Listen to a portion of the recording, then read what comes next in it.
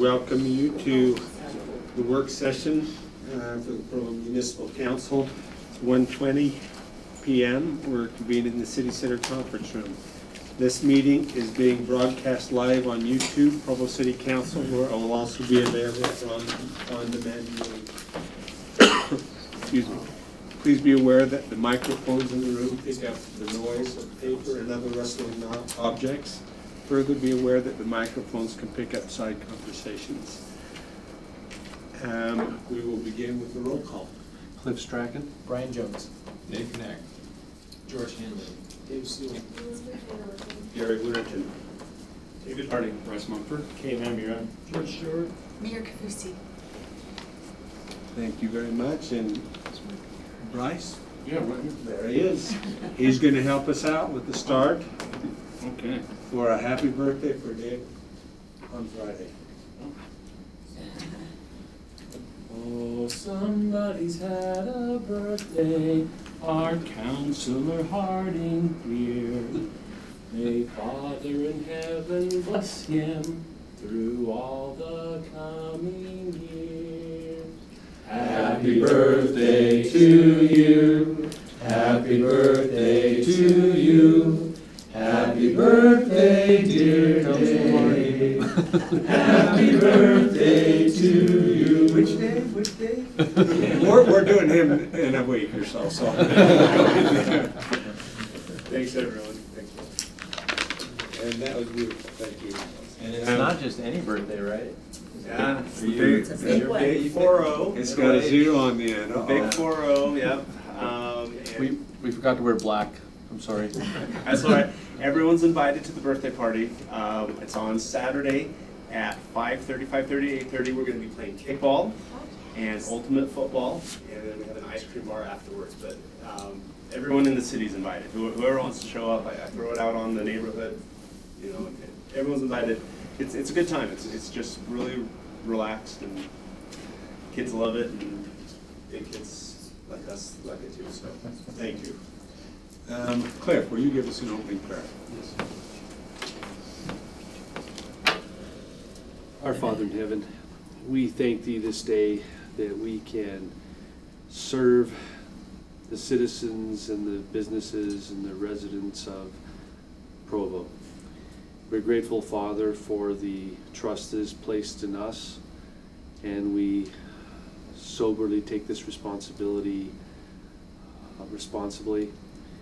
And we pray, Father, that Thou will help us to make good decisions, to consider many viewpoints, to listen to our community members, and to do our very best as we strive to grow and improve and serve this city. In the name of Jesus Christ, amen. Amen. Thank you, Cliff.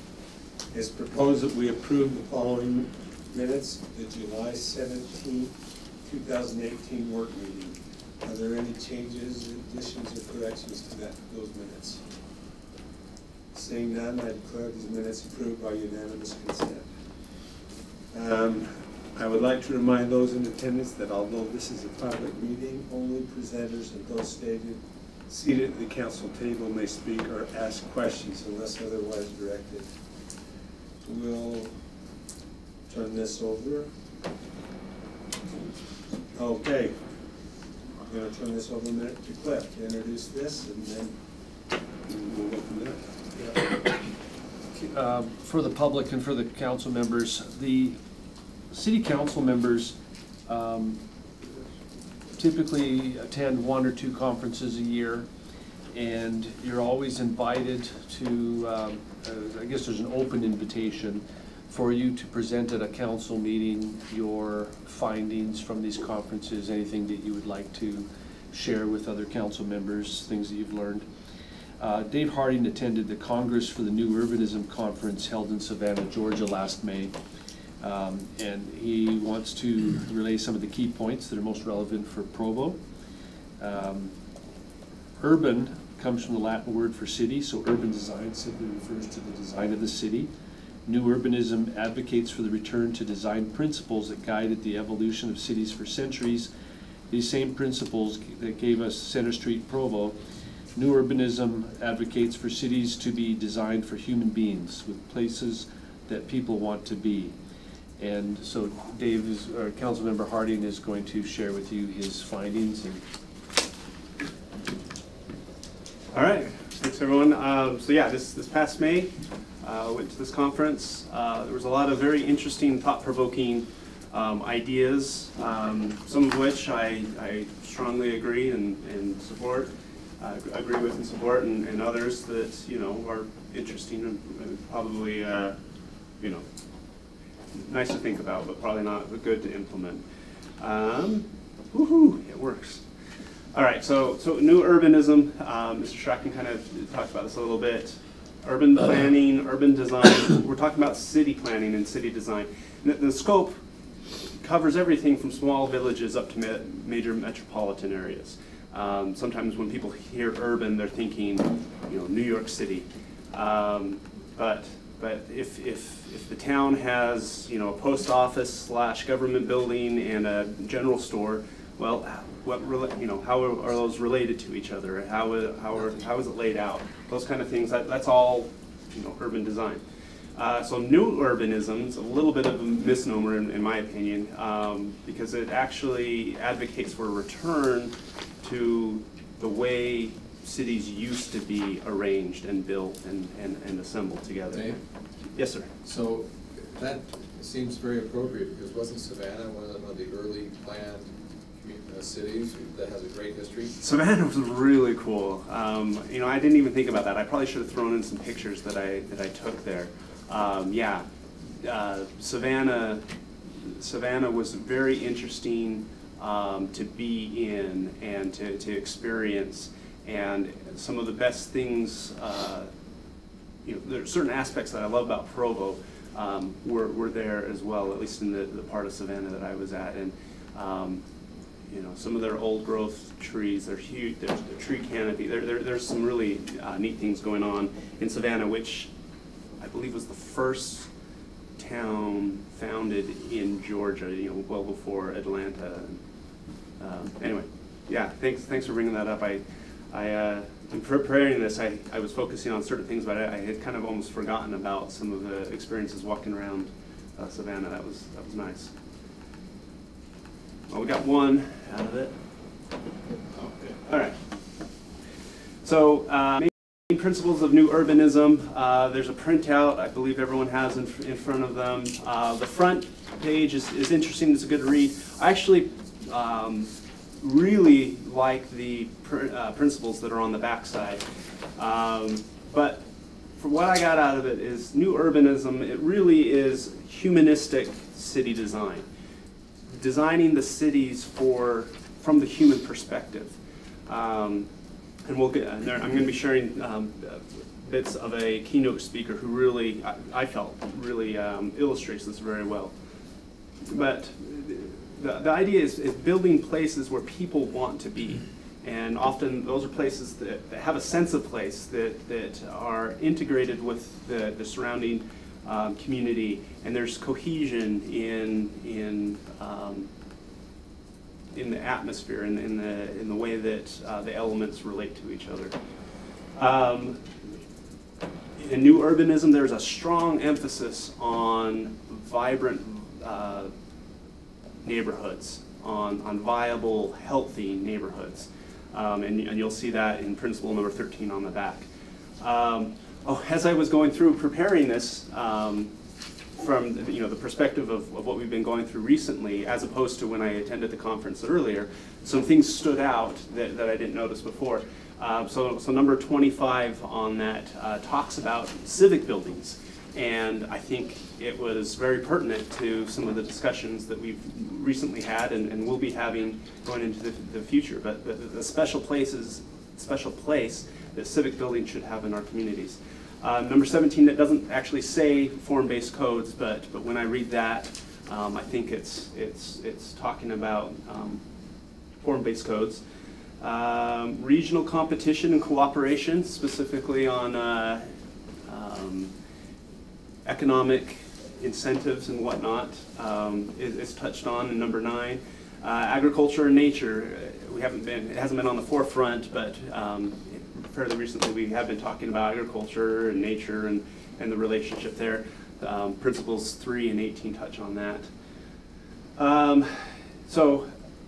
And you'll see as this presentation goes on, you know, new urbanism doesn't hold up New York or, you know, London as the ideal. It's not pushing to that kind of model.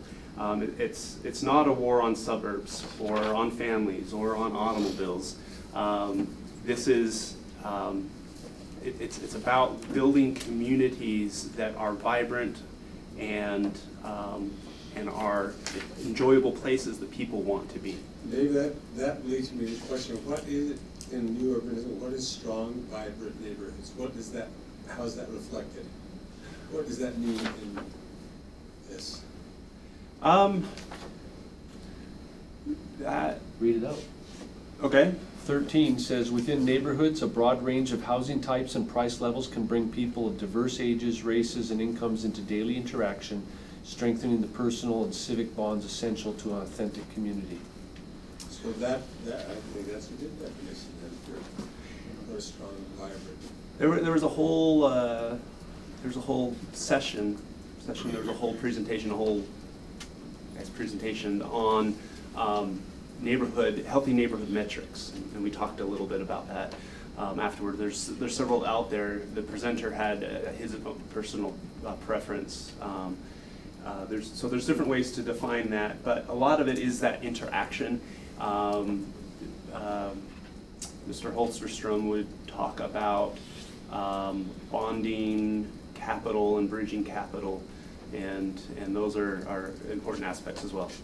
Would you add the word diverse to number 13? Because what Cliff just read was very definitely diverse. Yeah, if we're talking about age groups and housing types and housing, you know, the income required for various housing, yeah, that's strong, vibrant, diverse neighborhoods, yeah. So, yep. and another way of saying diverse is to have a balance, so it's not all one-sided, just a monoculture. At the very bottom of the first page, yep, it says we dedicate ourselves to reclaiming homes, blocks, streets, parks, neighborhoods. And so by saying reclaiming, are they focusing more on redevelopment than new development? That's a very good question, and what I was trying to get to at the scope, I guess that was on the last slide, is it really is an approach to building communities. And for some areas like historic Provo, we don't have to, you know, it's really more of just like embracing what it has been and how it was originally done. For some areas, it might be, you know, here is a bedroom community without a center, you know, and so there might be some redevelopment there to give that community a natural center. But it would also, if we're talking greenfield development, you know, let's not make the same mistakes that have been made over the last 40 years and then have to come back and reclaim it later. Let's build it using the principles from the ground up. So it is pretty broad. So from the website, what it does say to further that is that these principles can be applied to new development, urban infill, revitalization, and preservation. They can be applied to all scales of development in a full range of places, including rural main streets, booming suburban areas, urban neighborhoods, dense city centers, and entire regions. Really what new urbanism is all about is getting back, as Dave said earlier, getting back to the human scale approach to community planning, and to get away from the sprawling single-use low-density patterns that have dominated post-World War II development. Yeah, it seems to me there's one big difference, though, between the old urbanism and the new that I hear in that neighborhood description, and that is that the diversity is internal to the neighborhood, right? I grew up in a town that didn't allow blacks and Jews to live there. Or excuse me, I live in a county and so Jews lived in my town, but they were not allowed to live in other towns in the county. and all the African-American people lived in another town in the county, and that was, you know, post-segregation America, but it was still de facto segregated. So I think what I see here is this idea that this diversity and contact strengthens civic bonds. And I think that's really key for us to think about in terms of ways to break down silos. Because that, I think, is detrimental to our community feeling. And anyway. Yeah. That's different than the old way, right? The old way Right. was a kind of pushing out people who were different because you wanted to protect yourself. Not speaking for myself. I mean, Right, obviously. Okay. Thank you. Yeah. So when I was looking, actually, when I attended this keynote speaker, I was thinking of you, of the council, when I was listening to this. This is some really good stuff. And so of everything that I saw, it really felt like it encapsulated it and explained it pretty well. So I'm going to be showing some clips from his keynote address. Just a little context, a little background information. This architect, Jan Giel, he really sees that 1960 kind of as an inflection point in the evolution of cities. That modernism, which was being developed and really started wholesale being implemented, abandoned past practices in favor of kind of a new way of doing things. So he was schooled in architecture in the 50s and graduated in 1960 full of, as he calls it, you know, bad principles. And as he saw what was going on, he had to go back to school for 40 more years, where he studied people and studied their interaction. And now his firm, he and his firm, his team, are hired all over the world by world-class cities to try to fix their mistakes. So abandoned past practices in 1960 moved to modern practices, which were now the bad practices. Is that what he's saying? Yeah, he's saying that, and he'll describe it. We'll actually go through it, but he sees modernism as it was kind of this hubris that we are now different. We are now modern, and everything in the past is passé. Everything in the past doesn't apply anymore. And so let's move forward with these modernist. And he was against that.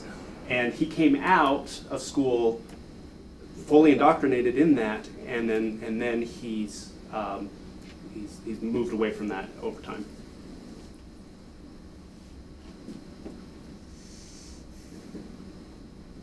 And how do we get the sound?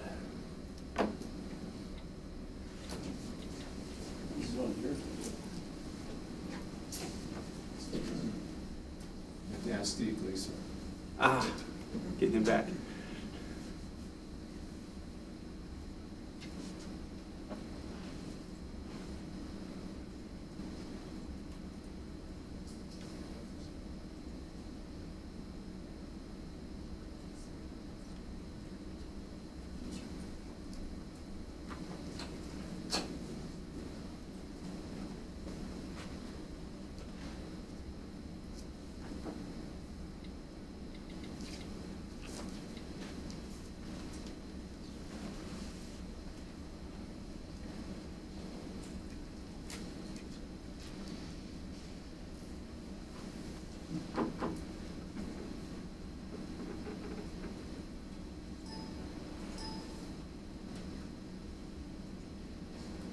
Come back to Dave.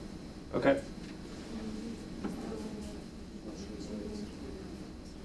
So you just wanted part of this? It's an hour and 43. Yeah, his talk was an hour. I chopped it down to 20 minutes, and that really is the bulk of what I planned to. Hey, I think that may do it. Remember where you were starting? Just go to the previous slide is probably the easiest way to do it. Yeah, there, and then probably hit present.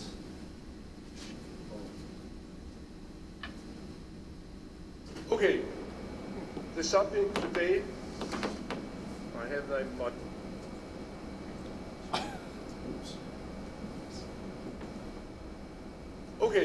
All right, this is perfect. The subject today, I have the monitor over here. The subject for today is livable city for the 21st century, and my point is that it is absolutely necessary to put the people first in the planning to achieve such goal.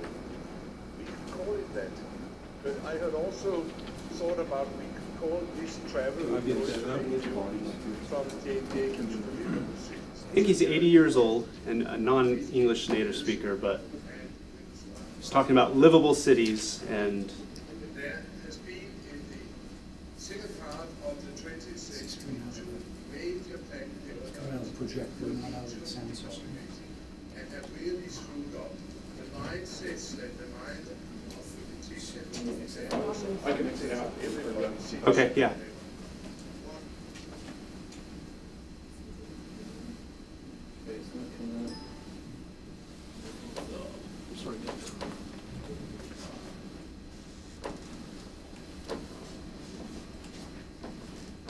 By the way, David, 80 isn't so old.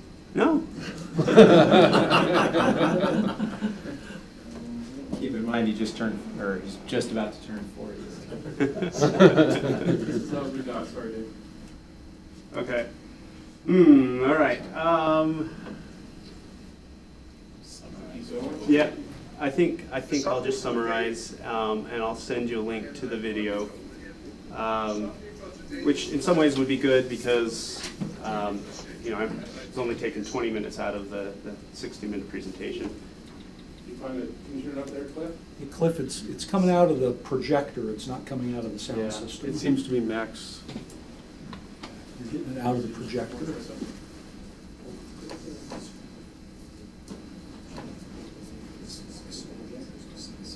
There you go.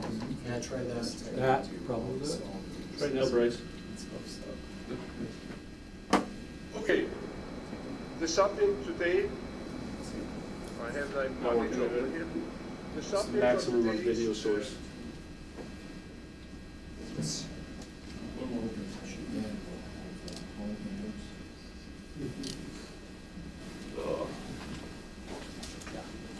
It may be the playback devices.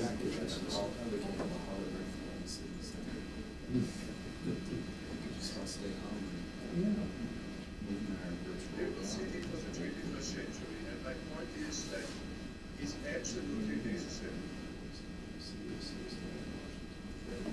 Got to apply it. But I have also thought about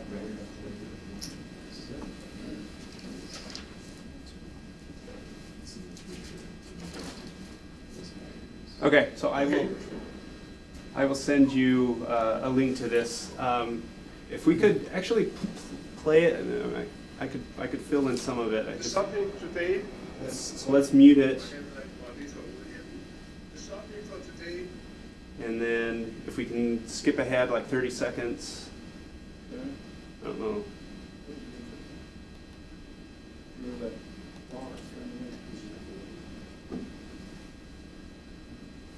Over there next to the exit. Yeah.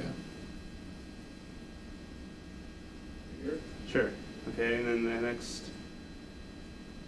Okay, so the point here is it doesn't really matter where in the world. If you look at, oh, you can go back to the last visual. Yep.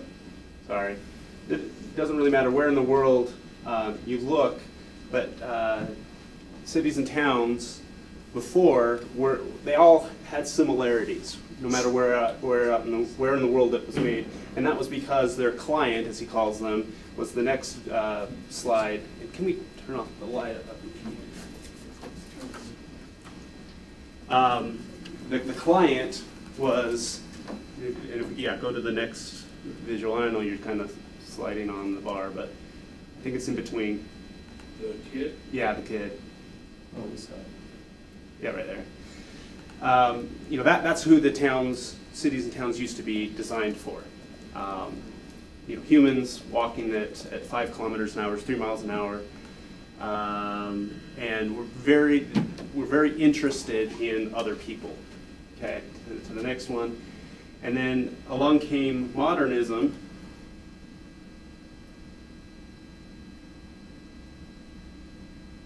Yep, that one.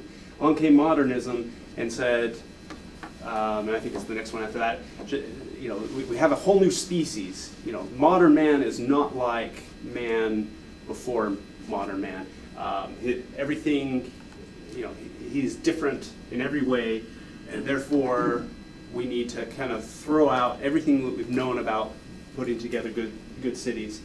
And that slide with the standalone, really tall building and lawns, separated. Yeah, go to that one. That works. Here's kind of an implementation. This was a plan for Paris. This was what was going to save Paris. Was building 24 of these skyscrapers, where pretty much everyone in Paris could live here and would have beautiful views of the rest of the city, and then everyone would work out in these buildings. And if you can see, they're really thin. You know, tall office buildings kind of winding through, and look at all of the beautiful greenery that we would have and all of that. So that was kind of the modernism that kind of threw away the old, and this is what we were going to. This was the beautiful future. And you know, I have to say that some of the stuff, you know, is what I've heard and learned, and you know, when I was a kid, you know, this is what visions of the future still looked like. You know, was cities like this. Go on to the next one. Yep, that one. And so after you know, kind of as this came on, a lot of city planners and architects, they had these models, and so they would shift these blocks around on their boards until they got the composition just right. Oh, that looks beautiful. So let's go forward with that. So the city was planned kind of on this bird's eye view. The site plan, when projects went in, was all done kind of from the helicopter perspective. And oh, okay, you know, that is balanced, and that looks right. But as he's saying, and again, this is all, I'm just paraphrasing his words, so this is just what he was saying. But no one was paying attention. No one was assigned to be in charge of the people scale, what it looked like at eye level, and it was just forgotten. Next one. Yep. Does anyone know the backstory of Brazil? If I have it right, Brazil decided that they were going to create a new country capital, and they were just going to not go where anything was before. They were just going to start on a blank canvas, and they were just going to build a national capital. And Brazil is a very large place, and so that's what they did. They had a competition, and they said in 1955, and they had an RFP, you know, design our capital. And so this is what it came up with. This is the eagle. So there's the head of the eagle, and that's where all the national government is. And then you have these two wings where the people live and work. And you know, so here's government buildings. Being a video of projection, it's not the best, but you know, lots of greenery, and from the air, you know, it looks beautiful. And from the helicopter view, it's very green, very beautiful. And you go to the next one, it says, you know, and all that's great, except when you get down to the person level, I think his words are, it leaves much to be desired. This is one of the green lawns with these dirt paths that are just worn in by people trekking across the grass. And you know, a lot of people you know, have to drive because things are so far apart. And so I think Brasilia for a long time was kind of, you know, held as, you know, the ideal modern city, but pretty soon people realized all the problems with designing a city that way. Next one. And unfortunately, I'm maybe taking longer than if just letting him talk, but so I'll try to go a little bit faster. But he said modernism, goodbye to human scale, and goodbye, I think the one before said goodbye to you know, concern for people. But before, it was designed for 5 miles an hour, yeah, concern for people.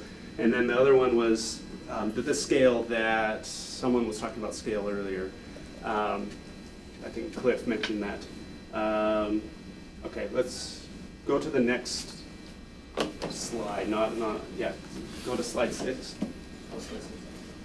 There we go. Okay, so one thing you mentioned before, space was the focus of the design of the city. It was the spaces between the buildings, and with modernism, it became the object was the focus, and the space. What are you trying to do? Raise that up. Oh, just hit screen control. Screen control, there we go. Space was the focus, and before, and then the objects became the focus, and so you know, space was kind of an afterthought, and people didn't know what to do with the space. So I'm going to break out my junior high art skills here. We would do some board art back then. So.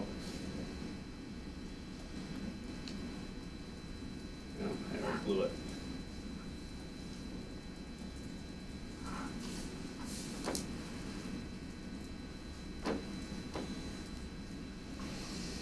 I did this in junior high, writing out words, but the word is in the negative space.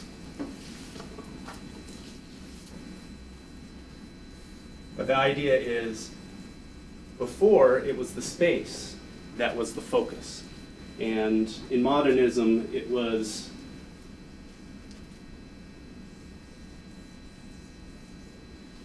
the I'm messing this up, but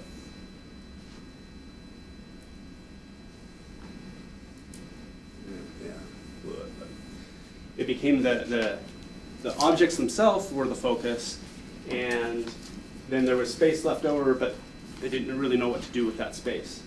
And so this is kind of pre-modern, and then this was the modernism. Can you move to the next slide? No, I can't.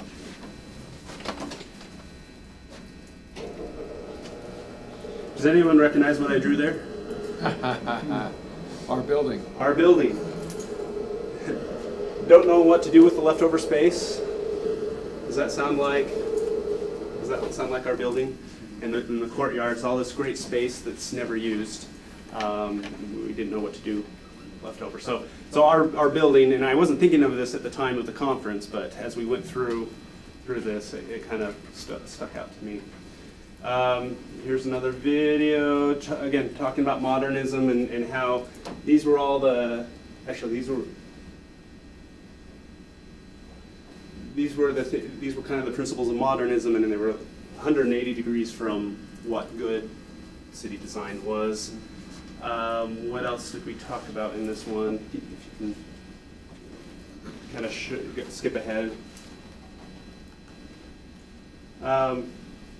He developed a rubric of what makes good public space, and there's kind of 12 items broken into 3 groups: protection from negative things, comfort, make it comfortable, and then make it enjoyable. And he's from Copenhagen, and he found a public square in Copenhagen, very nice looking. It's new. The transit stops there. There's shops all around, and they only had, I think they had 2. No, he said of the 12 elements, they somehow overlooked 13 of them. And they studied it and said, how often or how long do people stay here? And it was 42 seconds flat, which is the time that it takes to get off of the bus or the train and make it into the retail that's there. And then they looked and they found another square that had the same number of people visit, the same number of people traverse that in Sweden, I think it was. And people spend, the average amount of time spent in that, of each of the people that come, is 10 times as long. And people will actually come from around the city just to spend time in that square. And it's because that they had, they achieved all 12 of these elements. And he makes the point that it's not like someone walks in, yeah, I think that's a little bit later in the clip. they don't go through and they say, oh yeah, it has this and it has this, and check off all 12. It's just when you have all of these things, you walk in and you say, what a marvelous place. This is a great place. I want to spend some time here. Let's go to the next slide.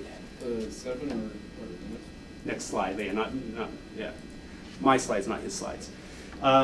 This was from a different session, but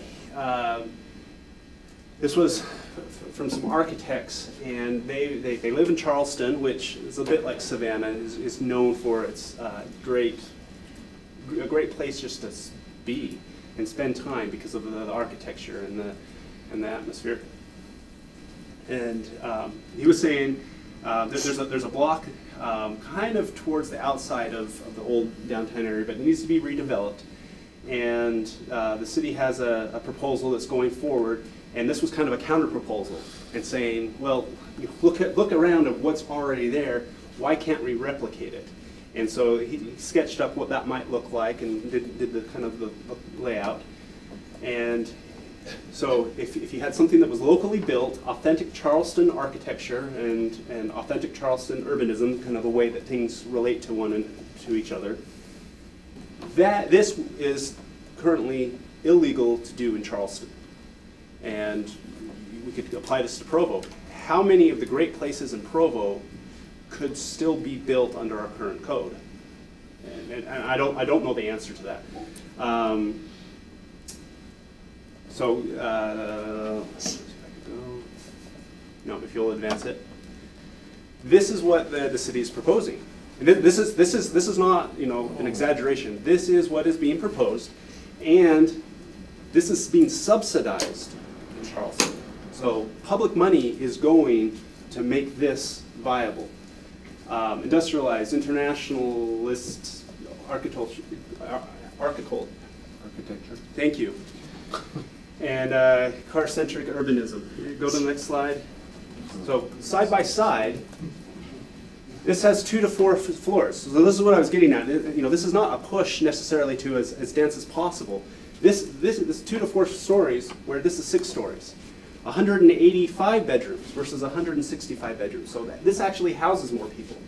Same amount of retail, but the retail definitely looks different with like the awnings and things out onto the street. 62% land coverage, we've got public works here, versus 100% land coverage. Your storm drains are going to have to take all of the precipitation off of that, where this has almost 40% soil that can absorb a lot of that. 13 gardens, 0 gardens, 68 porches, which is a big part of the Charleston heritage. 0 porches. The one thing that this has that this one doesn't is 300 more parking spaces. Now, I don't want to minimize that. Provo, probably more than anyone, knows the value of 300 parking spaces after all we've been through in this past year. But the question is, what are we giving up? What are they giving up in order to get the 300 parking spaces? And is there a way to do it differently that respects the heritage and what's already in that built environment, rather than going to this? I think you have to ask yourself, where do you want to live? Where do you want to live?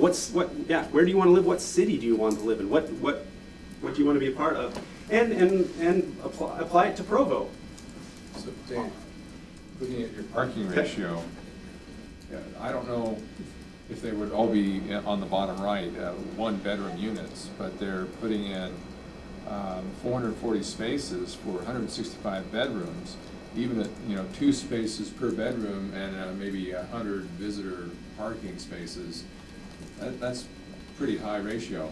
And I want to be fair. I want to be fair. This is in part to solve a parking problem. This is similar to what we are doing up at the RC Willie, or wherever that new parking garage. This is to help support some businesses and a business center as well.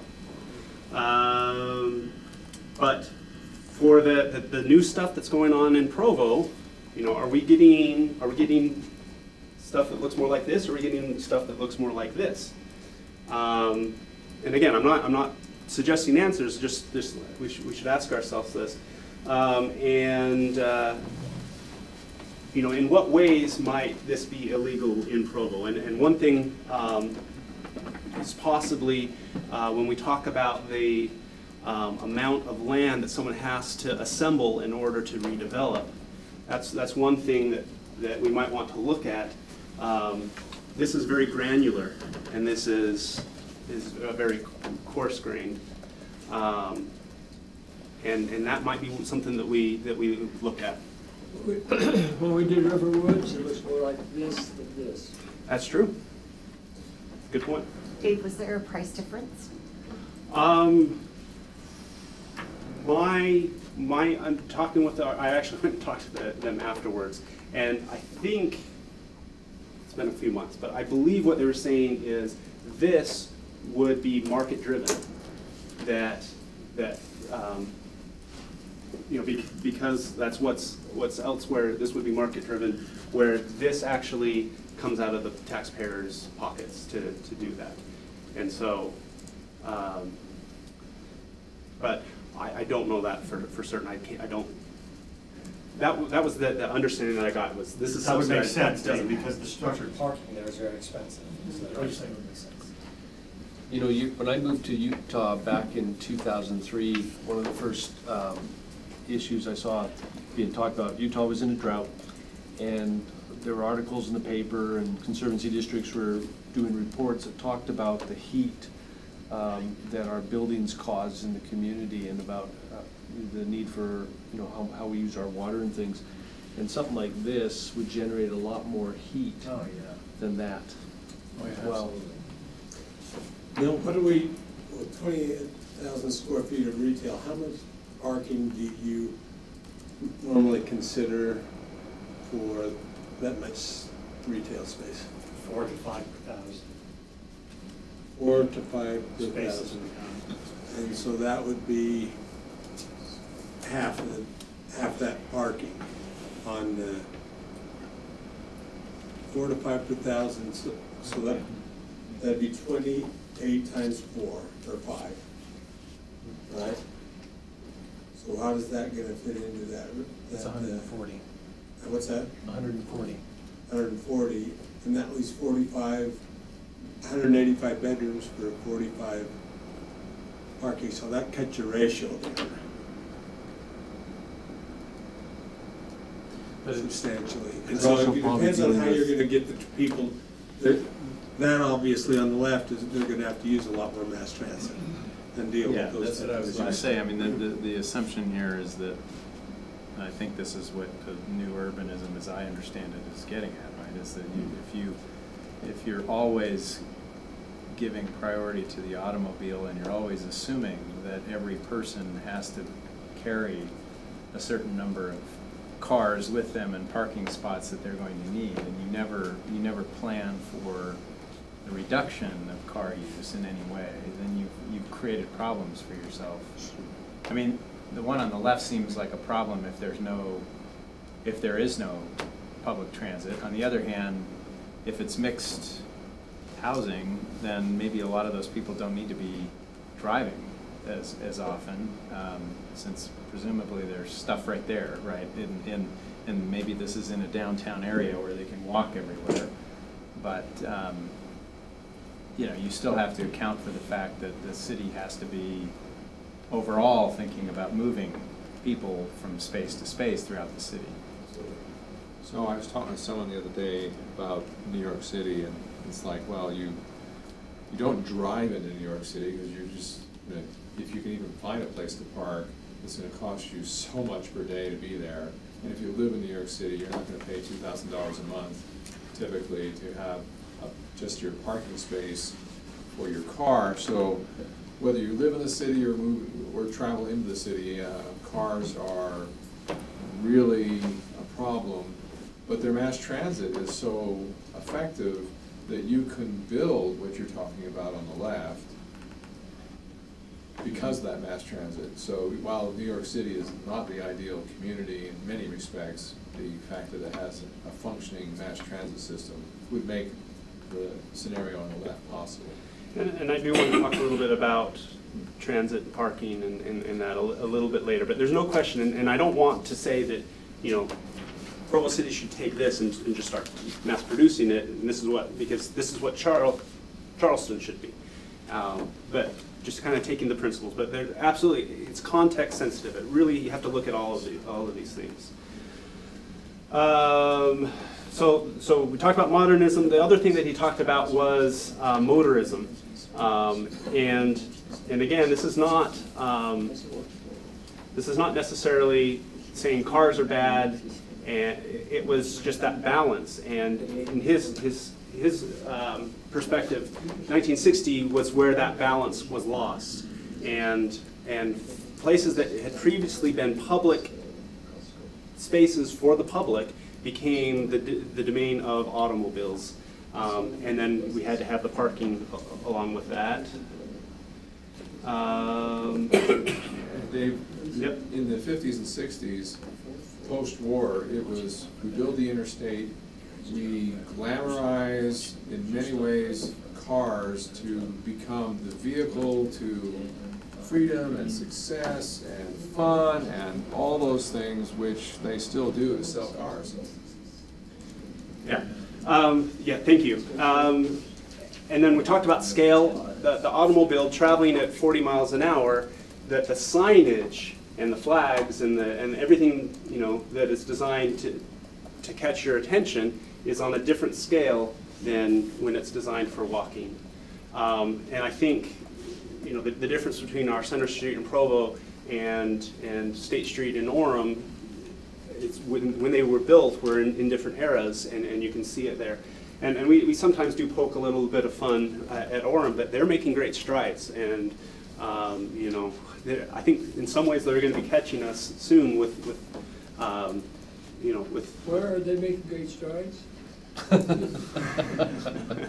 I've heard they have a State Street master plan. I hear that they're trying to build that sense of place, okay. And they're trying to. I'm just curious if it's somewhere that we knew about. Okay.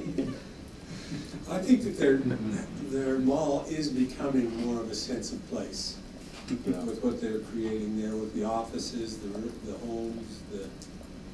Yeah. I think we have it's not a competition. Smaller problem to solve. I think we have a better foundation. Yeah. But I think they are doing the best they can. So the visuals, can we hit the light right there? I don't know. No, yes, thank you. So these are some projects that he worked on. So this is New York City, Times Square, everyone recognizes it, right? In 2007, it went from this, and you do have some sidewalks, you do have shops there. 2007, New York decided to go with the kind of the square, the plaza idea, and the public feedback, the public response was so good that they now have 50 of those around New York, is what he said.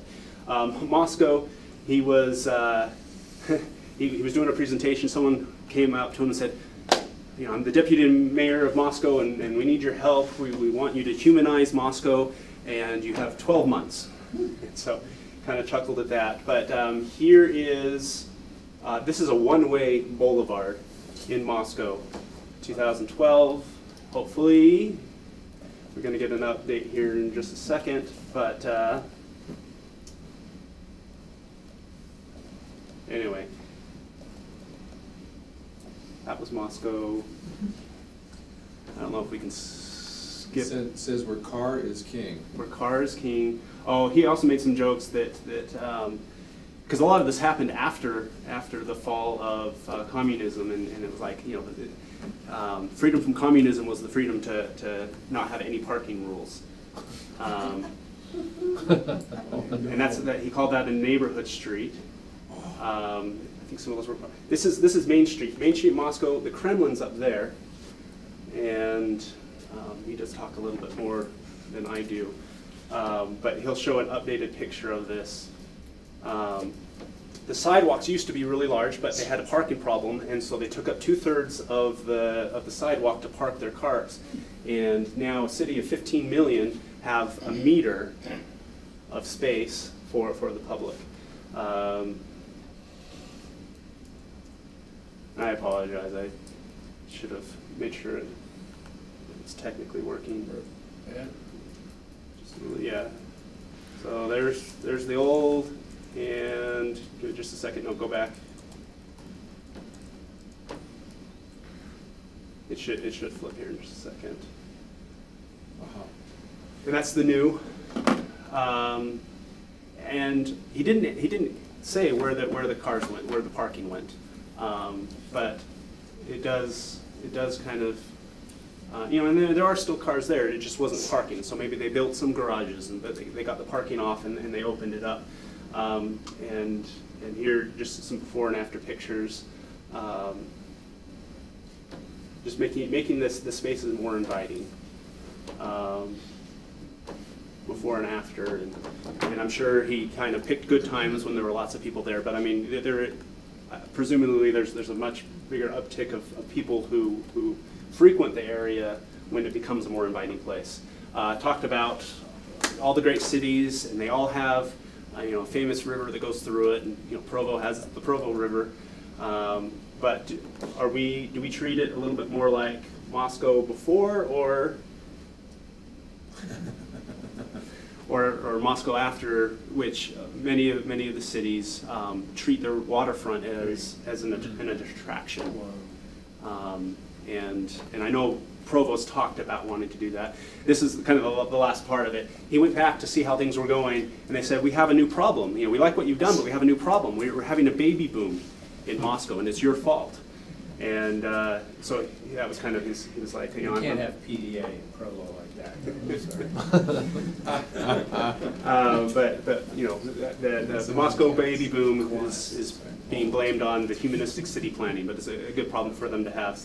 Now right now we have kind of a surging young single professional demographic that are trying to find housing, and so that's causing some tension and some pressure that we're feeling. So perhaps more humanistic city planning can help resolve that pressure as well, if we graduate some of our young single professionals into families. And that was supposed to be a joke, but let's go on to the next slide.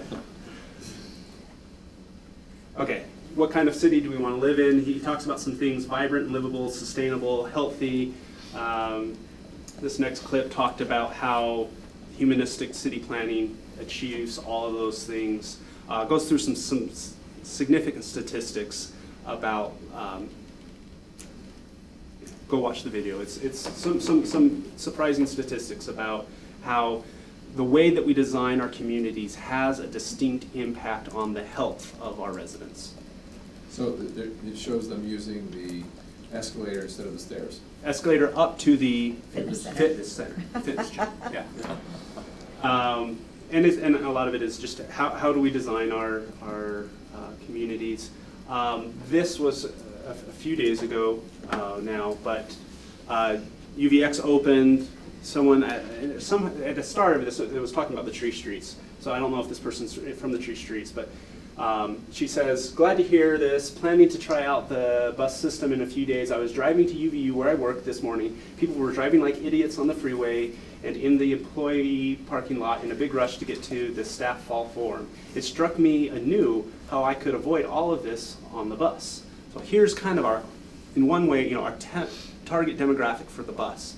And this is someone who's not, you know, potentially we take a car off the road, we reduce the wear and tear on our roads, we get more from our investment because it opens up space for other cars, traffic flows freer. How far would you have to walk where you get off UVX to the building you work in? And she says, it's no further than the employee parking lot. But she does say, the one hang up I have is I'd have to drive my car to the bus station from where I live and park it.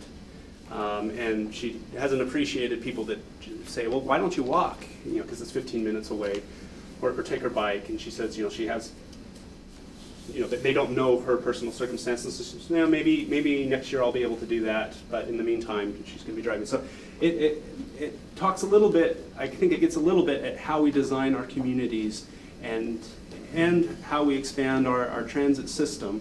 But there are people that may want to use these things, but it's just not, the community's not necessarily designed for that, or there's these barriers. And so at the bottom, even the person that is using the mass transit says, well, I still have to drive, I still have to have a car, at least at this point in time. Right. Right. And she calls it a station, she says tracks, I assume she means front runner. So I hope that's the case, because we don't really have parking around the other UVX stops, and so it would be problematic if people are I driving. think it's always concerned me, unless you had a feeder system into the main system, mass transit doesn't work. Right. That's why in New York City it works. Yeah. Because we don't have a feeder system, and so I saw one of the big articulated buses this morning with 8 or 9 people in it. The old bus would have been fine, it held 40.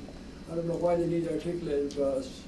Personally, Let's see once BYU starts and once UVU starts. Let's give it at least. well, no, if it got to 20 or 30, it'd be great, but the old bus still wouldn't work. Okay. Yeah, I've been saying to people, as you all know, I think my neighborhood was pretty divided over the whole issue. I've been trying to tell people that I think what unites us is that we can all agree that empty buses are a travesty, and so let's try to fill them. And I think it's, as a city leadership, we can strike that tone of moving forward and trying to make this work as well as we can for ourselves, and to the degree that we then discover further needs or other options. I don't know, I walked to the UVX station this morning to get to this meeting today, and I plan on taking it home tonight. And I just think, sort of crossing that first step of using it for the first time, or the first 2 or 3 times, where you're not familiar with all the stations and you're kind of intimidated by it and it looks foreign to you and you're not sure how you're going to work out the timing. I think a lot of that people just have to sort of iron out. And it's not to say that everyone should be using it, but I think, again, the point is nobody likes to see empty buses driving by all the time, and if they're filled, and I'm hoping, I think with BYU and UVU starting up, that there'll be a lot more filled, then that may not necessarily solve the problem of, no more personal cars, although it does make it more likely, and I've had this conversation at BYU for many years.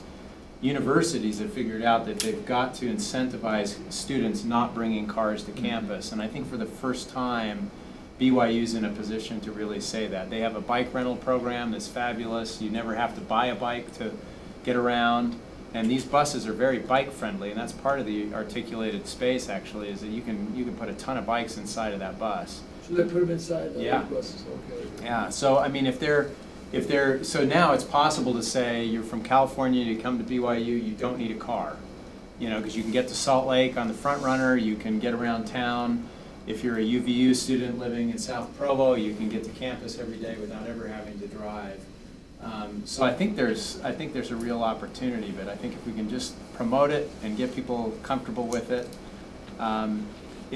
it may mean fewer cars actually owned, but the more important thing is it gets cars off the road, on a daily basis. It's really the killer for air pollution is those daily trips, that people end up having to make. You got to go to the grocery store, you got to go to work, you got to go pick up your kid at the soccer game, and by the time you're done with an average day, you've gotten into your driveway and pulled out and pulled back in about 6 to 8 times. So it's.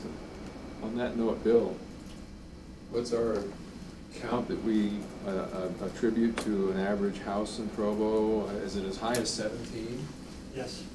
And we're looking at that, Dave, and see. So I was way under. We'll have another month, and we'll have an update on that for you. Just one quick, it would be interesting to hear how Education Week went this time. Unsolicited, there was a visitor who's attended every year for many years, and she told me how wonderful it was to get off the front runner station, hop on UVX, and get right up to the campus. And unsolicited, she just kind of went on how wonderful it was, and that was interesting. The one thing I wanted to say about parking, about a lot of these things, I feel like we're at the car phone stage, where the technology is getting pretty close, where for a long time we only had landlines, and then we started rolling out this cell technology, and some people were able to afford car phones. And only after a few years, and that seemed revolutionary or whatever, but after a few years, most people had cell phones, and we could almost not remember how we lived without them, and it just became just part of it. I feel like we're that way with autonomous vehicles, where we have cars that will parallel park for us now. We have cars that more or less can drive themselves already. And I feel like when we start talking about a city center that we're going to have for 50 years, and we start talking about parking in 20 years or whatever, I think that the paradigm is going to shift so drastically. I don't know, a lot of things are up in the air for me, and so I'm less passionate about we have to hit this parking ratio, or what are we going to do about this, that, or the other when it comes to parking and congestion, because I think the paradigm is going to shift pretty drastically here, and things that we're dealing with now they're just going to be night and day different. Hey, can we wrap up fairly quickly here? Last slide. Okay, last slide. What I heard just generally, not from this talk specifically, but generally, like the big points that they were pushing that people need to keep in mind is granular development, and also incremental development. Don't say, well, what is our vision for this block in 50 years? Now let's go out and build it, and because it's not market viable now, we have to subsidize it, and we have to do all of this. But let's go from greenfield to complete, or let's incremental. Let it develop naturally on its own. And part of that is the resourcefulness. You don't have to put in as much resources if you just let the market dictate how quickly it develops. Also resourceful, everyone is on a budget. Everyone has a limited amount of budget. So sometimes you can take your whole budget and you can do something spectacular, or you can take that same budget and put it into little things here that have a much bigger impact collectively by being thoughtful about how you spend that. I think in Moscow, those things, you saw that. They made smaller changes. They didn't completely redo the riverside there and made it look like the scene in France. They just made some small changes that had a big impact. As redevelopment occurs, you need to be compatible. I do want to go back to this incremental. There was one. This is one that I kind of have a lot of heartache about, but is very interesting to think about. Someone was asked, what's the best zoning? What should things be zoned for? And his quick response was, zoning should allow for the next step in the next. I wish I remember exactly what his words were, but what the next stage of development is. It shouldn't be what's there now. It should allow for the very next step, because that allows investment to continue to flow into an area rather than locking it in. But as things change or redevelop, it really does need to be compatible. It needs to be sensitive to the things that are around it. Otherwise, you're going to cause problems. And I have that in my neighborhood. And I think some of the pushback against multifamily is because the multifamily that's been put in there in the past has been so incompatible with things that are around it, where there are ways to do multifamily that blends right in with single family. Humanistic and then neighborhood centric. So anyway, thanks. Sorry that the videos kind of really kind of threw me for a loop, but it was a great discussion, and I'll send you the link, and if you have any other questions for me, we can talk about them. Just one comment from the old days. I remember somebody saying, you need to make easy what you want to have happen. And so that's to be zoning or lots of other things that make it easy. Thank you. Well, now we're going to skip item 2 for right now and move on to item 3, a discussion on a request for qualifications relating to the creation of a community land trust. And David Walter will present that.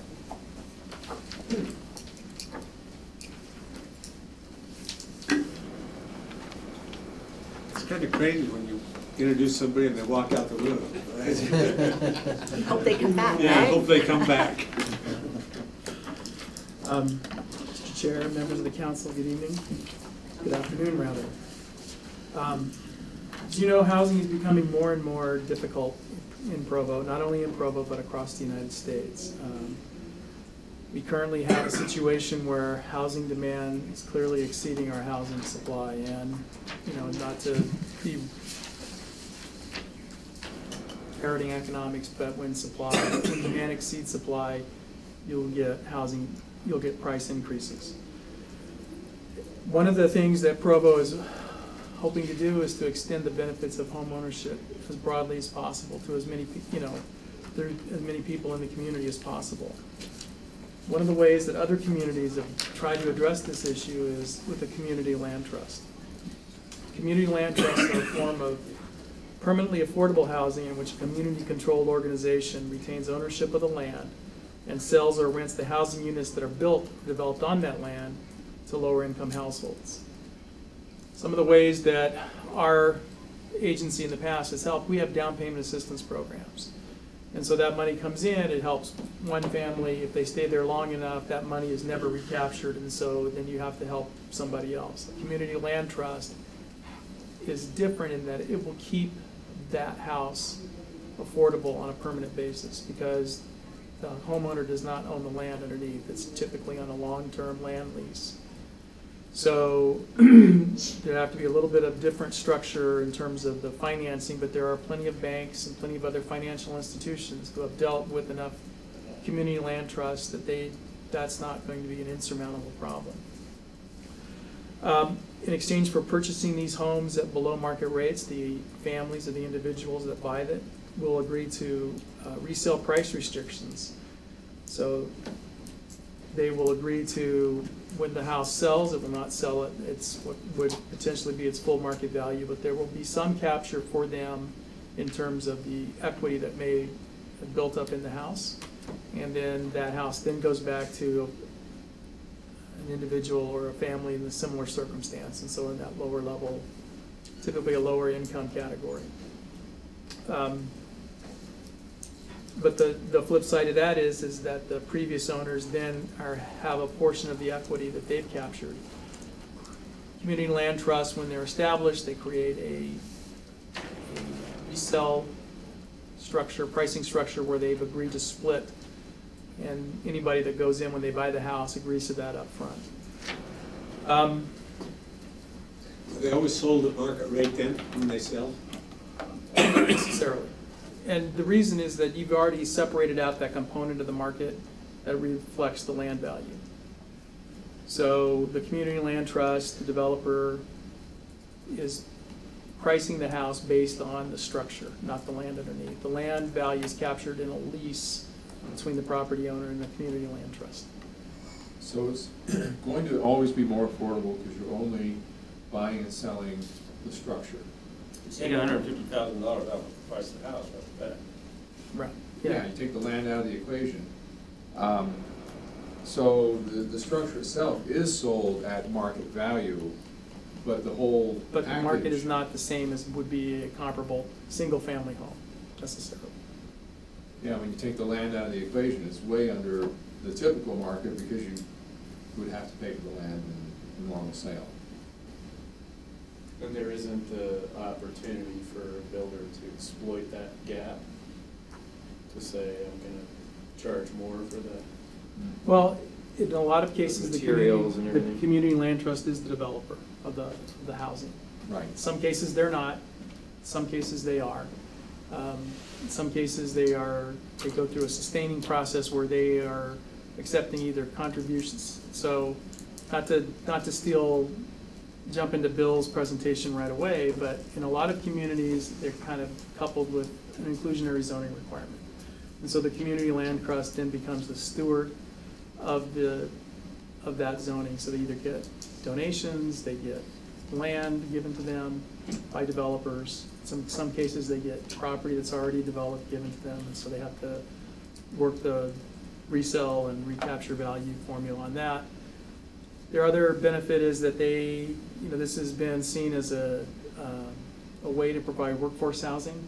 So typically, a community land trust is set up as a 501c3. They're able to solicit donations. So in some cases, larger firms, in order to provide workforce housing, will work with the community land trust close to them to provide housing for some of their employees. So two of the critical issues that a community land trust tries to address is long-term preservation of subsidies. As I alluded to earlier, if someone were to get a down payment assistance grant from us, lives in the house for a certain period of time, it's forgiven, and they have no restriction on selling it. We get a portion of it back if they sell it before that time period ticks off. But other than that, then we have to reinvest money into the next person if they, if they go I think if they sell within the 5 years, we capture a portion of it. If not, then it goes away. So we're trying to preserve that subsidy so we're not constantly injecting money into the system. The community land trust is a way to make the housing more permanently affordable. The other thing is the stewardship of housing. As more and more communities are taking a look at being a provider of lower income or affordable housing. Sorry, I'll try to stay affordable housing instead of the other one.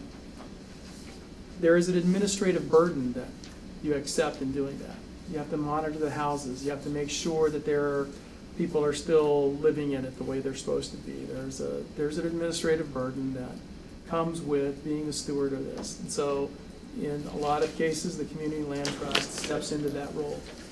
So they have a vested interest because they're either getting development fees or land lease fees.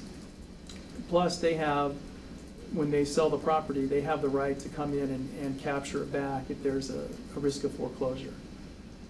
And so instead of the municipality accepting the entire administrative burden in providing affordable housing, the community land trust now has the opportunity to step in and fill that role.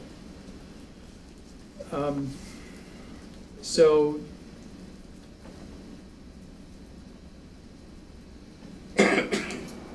there is a lot of interest now in municipalities in partnering with community land trusts in order to move forward. It's not just, in many cases in the past, it has been more of an activist role where a group of people have gotten together, created a community land trust, and then approached this municipality to demand some sort of assistance or help. In many cases now, cities are taking the lead in creating community land trusts. For example, the city of Irvine in California created their community land trust. There's a board of directors that's typically, when you create it, there's like a third, and a third should be residents, a third should be the community, and a third should be other members of the community, should be the government. In Irvine, they reserve the right to appoint every member of the board. So instead of being directly elected, they're appointed by the city council. Community land trusts often get some sort of administrative support in the beginning, either financial or staff support. In some cases, the staff for a community land trust is a city employee. That's part of their housing program. I think in the city of Chicago, they created their community land trust and it operates out of their housing department. Oftentimes, it's a transitional period where for the first 3 to 5 years, the city is providing some sort of financial support to the community land trust, and by that time, they reach a sustainability level where they can then be self-sustaining, either through receiving the money or developing their own property or along those lines. So that is the reason that a lot of communities are looking at this is that the stewardship takes away that onus from the community. Could I ask you a question? Yes, sir. So that board's oversight, who makes the final decision about, is it decided ahead of time what kind of Yes. habitations are going to be just built on this property, what the density is going to be, the height? So in a lot of planned a lot of cases, it's worked out with the city that maybe you get a density bonus. Sometimes it's inclusionary zoning. Sometimes it's the financial support, and so sometimes, and that's one of the problems I think community land trusts have run into is that oftentimes, as a municipality, we don't always relinquish control, particularly when we're providing support either financially or administratively. There's kind of a I don't want Well, to there's say a need, built-in but there's a, incentive, right? yeah, You've there's an already- incentive you've for the municipality to go in and try to tweak it. So you establish a charter as a 501c3. You would establish some community land trusts are restricted to a certain neighborhood, some are citywide, there are places that they're countywide. We would, what we would like to do is issue a request for qualifications to any interested agency that wants to create a community land trust in How would a Provo. citywide one work? How do you, I mean, you're not, It allows you to participate in, say, when development happens on the west side, and if there was an inclusionary zoning requirement, or even if there's not a, you know, if there's not a mandate that this zone, or this housing be included, sometimes cities are, you know, strongly suggest, short of just mandating, that this happens, and so community land trusts are sometimes the vehicle for those communities or those developers to provide the housing. Or incentivize by saying if you do this, you get a density bonus. Yeah, you get a density bonus. So it's an opportunity for a give and take with the developer and When you say do this, what does that mean? provide affordable housing Provide affordable housing within the unit or some kind of? within the development. Within the development. Right. Or a fee in lieu. Yeah. There are places that you can pay to avoid having to develop the housing. In Park City, there's a lot of developers, all they do is high-end stuff. They don't know how to do affordable, they don't want to do affordable, and if you build affordable, you've got to manage it, make sure that the people living there qualify, so that they go, you know, we're just going to give you property, or we're going to give you money, and you, the nonprofit land trust, are going to take care of this. So they're in essence, you know, getting rid of that administrative burden through either a direct grant of land or an infusion of cash. So, I mean, we're fortunate in that we've dealt with individuals and developers like Cowboy Partners who they always have some component of affordability within their project. Either LIHTC credits or other types of incentives that they use, but they accept that administrative burden of managing the property and keeping it up to standards and making sure all the tenants are doing what they're supposed to be. So that's one thing that, you know, we as a housing department or a redevelopment agency don't have to go out and track because it's being handled by the developer. And so in Park City's case, it's being handled by the Community Land Trust, and they're the ones that are keeping the property on the books for affordable reasons, or for affordable uses rather, and not the city, or not the developer.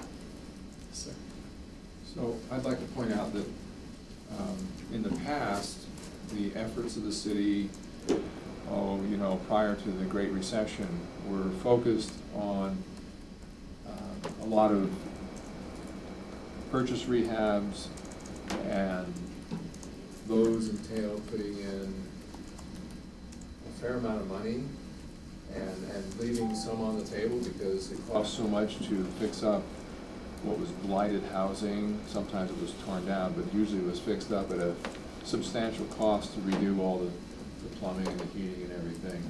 And then, so you're selling it to a family that you want to stay in there and be an asset to the neighborhood, and usually the home that was targeted was just the opposite. It had been a problem property. So the intent was really positive, but the restrictions on the property, the deed restrictions saying it has to be owner occupied for, let's say, the next 10 or 15 years, that didn't really work out so well in the Great Recession, and banks during that time and since then have said, no, we're not going to loan money on a property that has deed restrictions for that long. And so deed restrictions have fallen out of favor as a way to try to guarantee or incentivize long-term owner occupancy. And in lieu of having that as a mechanism, the land trust is actually ideal because the nonprofit owns the property forever. It's never sold, it's just in the trust. And one of the requirements, if it is a owner-occupied unit, some are rentals, but for those that are owner-occupied, you go into it knowing that you cannot rent the property. It will always be owner-occupied, and when you need to move, it's gonna be a new owner-occupant. So it guarantees not just affordability, because you're only buying the structure, not the land, but it guarantees that it is actually going to be an owner-occupied asset and anchor in the neighborhood. How do you guarantee owner-occupied?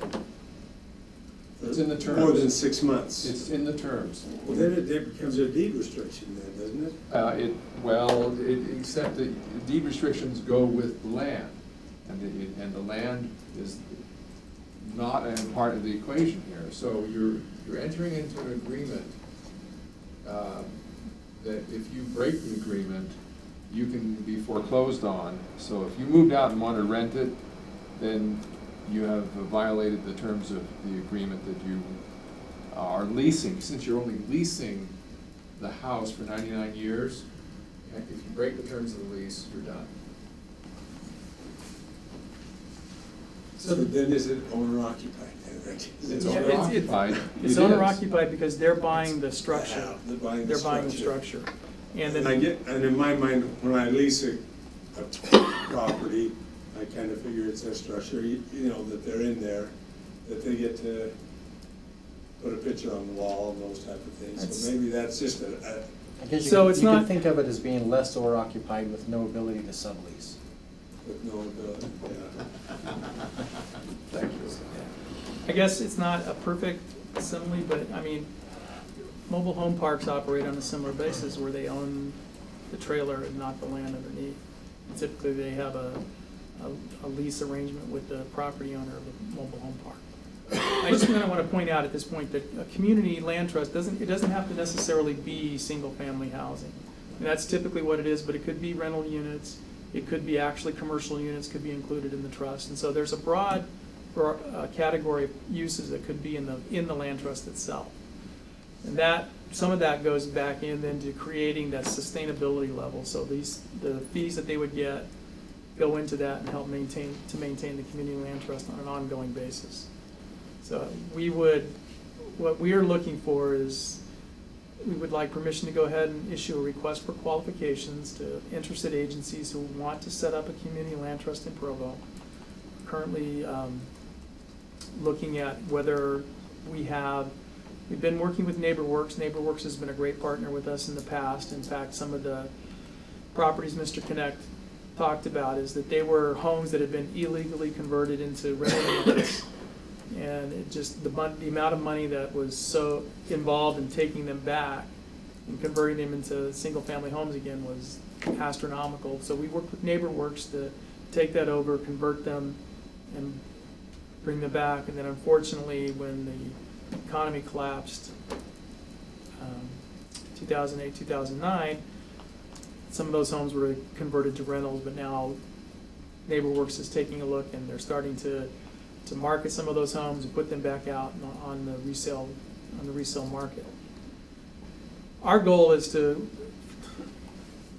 get some qualifications, get some people with experience in running a community land trust, bring that back to you, and then work with the selected organization to refine what the charter would be and what the city's role with this would be going forward for at least the first 5 years of the community land trust. We think it's an opportunity for us to work with not only homeowners and affordable home buyers, but businesses that do need workforce housing within the area. So there's at least two that we've heard of talking about applying, and one would probably focus on Provo City, while the other might well offer a countywide. So yeah, Mr. Vernon of the Provo City Housing Authority is interested in creating a community land trust. He's interested in creating one that would cover the entire Utah County. Ms. Wild from NeighborWorks is interested in creating one, but she would be looking at just Provo. And probably to start with, she would be looking at the homes that we've already have with her organization on a contract basis. So what we would like to do is, George has a question. I make a motion that we move ahead with your proposal. okay? I'll second that. Okay, we have a motion and a second. Still have a few questions about that. So the fund, the ground that would go into that trust, was just Provo gets it and gives it, more or less. That could be it. It could be property that we have that we would transfer into the trust. It could be property that, you know, if we acquire it by some other means, if not necessarily that we buy it. So there are. But wouldn't it go directly to the trust if it's inclusionary zoning? It could be set up that way. I mean, the inclusionary trust zone could be the receiver of the property.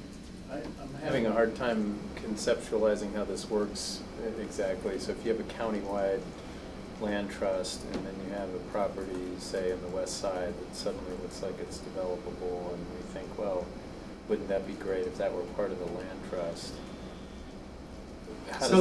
What triggers that process? My motion is not to do it countywide, but to just get proposals that we can look at, be it countywide or just city. I'm like you with countywide. I'm more for a city land trust. So, if Provo had an inclusionary zoning requirement, and just that said maybe, I don't know, let's say 10%.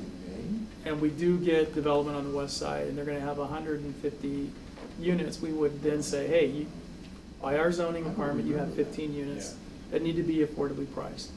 There will be some developers who don't want to do that. They don't want to take the onus of marketing the property, to selecting the affordable person, qualifying them, and doing all of that other stuff. And so they would be willing to offload that to a community land trust. And that's how they would then get the property. So if it were the citywide version, correct, then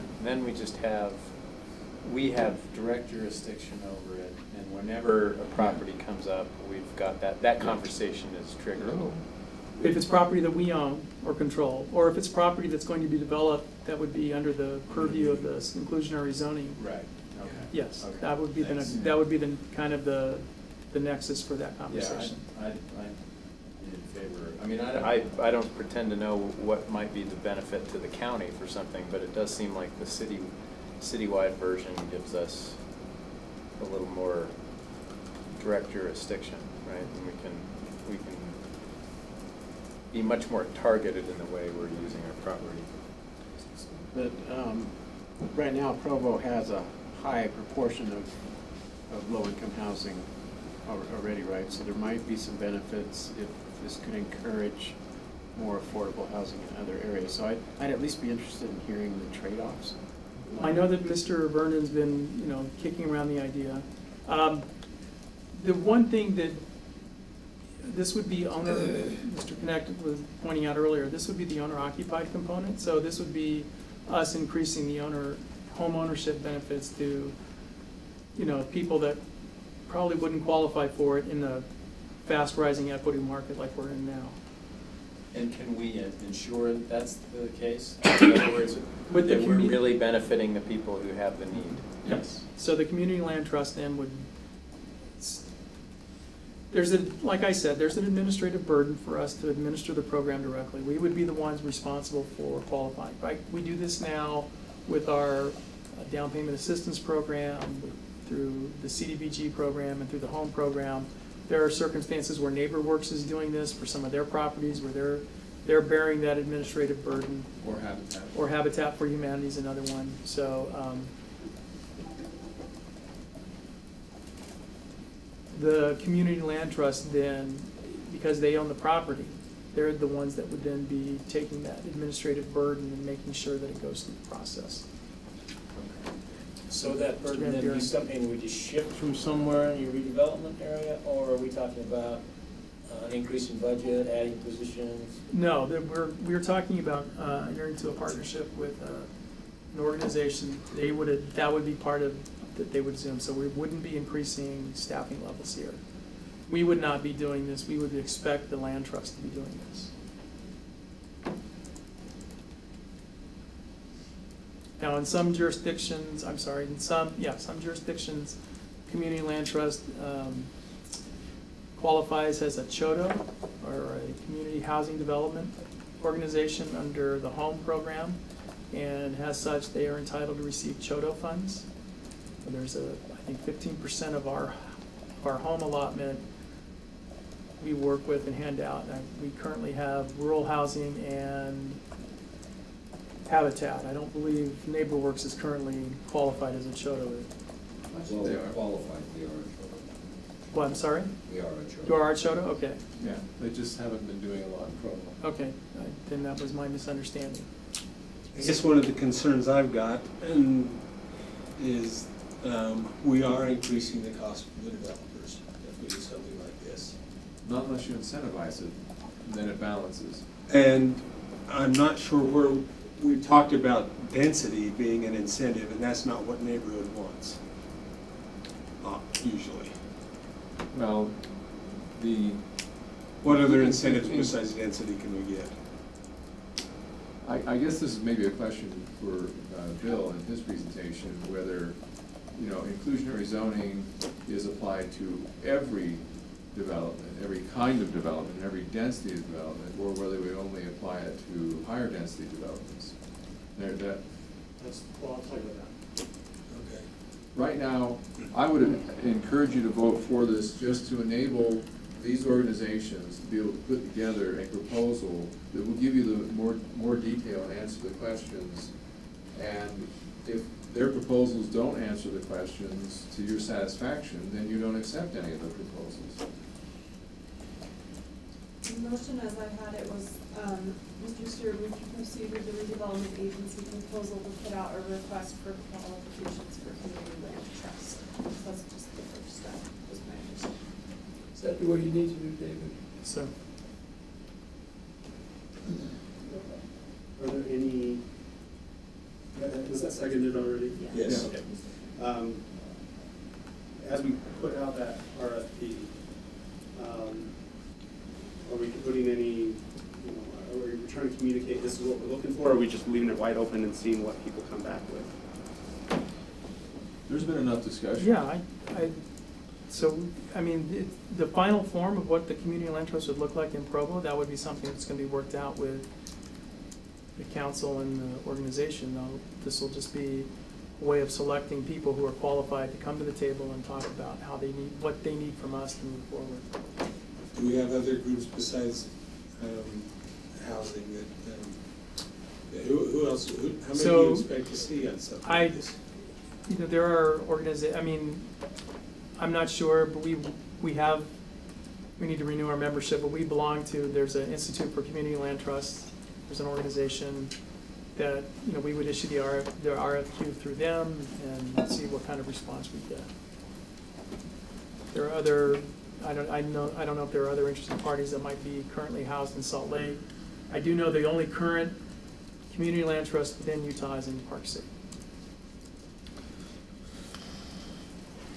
So we're asking, it's actually an RFQ, request for qualifications. Okay.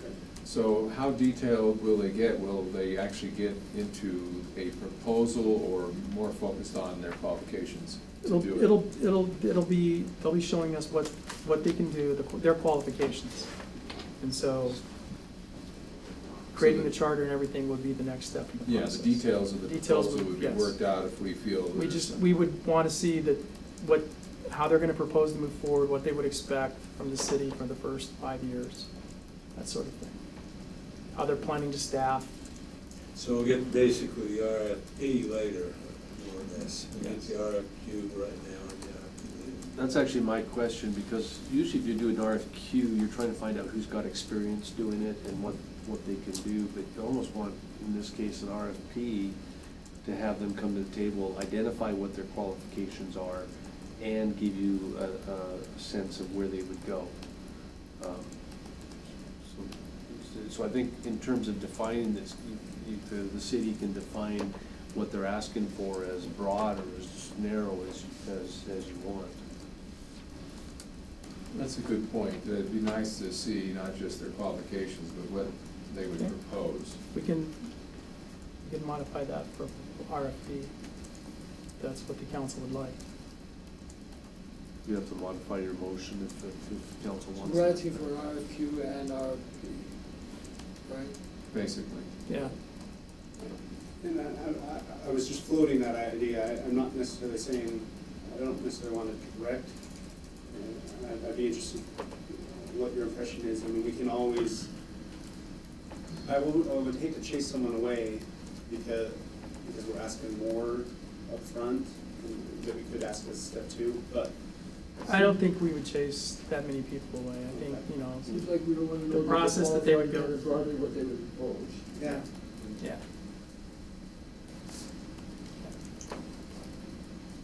Okay, and we have a motion and a second. Any questions on the motion?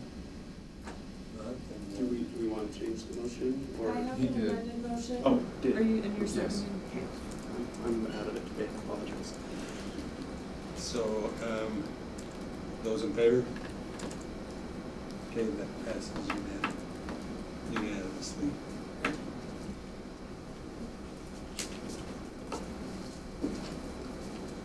Okay, we'll move on to item number 4, discussion on inclusionary zoning, and Bill Pepperoni will present that.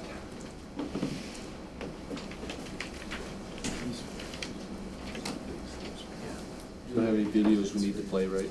No. Council, I want to apologize. We had some technical work being done for our broadcasts, and with the audio inputs, we think we've affected our ability to broadcast or at least to play the audio, so we're going to get that looked at, but that's what we've identified as why. So since inclusionary zoning was first used in 1974, there are today about 900 local jurisdictions that have some form of inclusionary zoning. Those are in primarily 25 states. California, Massachusetts, and New Jersey having the most jurisdictions with inclusionary zoning. Are these all local, or are they? They're all local. They're all local, so they're county not or the city. states that are actually Right. doing it. Okay. Right. In some cases, it's been state legislation that's gotten them to do it, but no, I'm talking about counties and cities that have Now, done is this. the purpose of this to have affordable housing? Is that the main? Yes. Yeah. No two ordinances are identical. I sent you back in the beginning of July a memo that kind of talked about the program in Portland, Oregon. That's pretty representative of the first type of inclusionary zoning. Traditional inclusionary zoning means the mandatory type, and about 80% of those 900 are mandatory. So you either provide units on site or you pay a fee in lieu.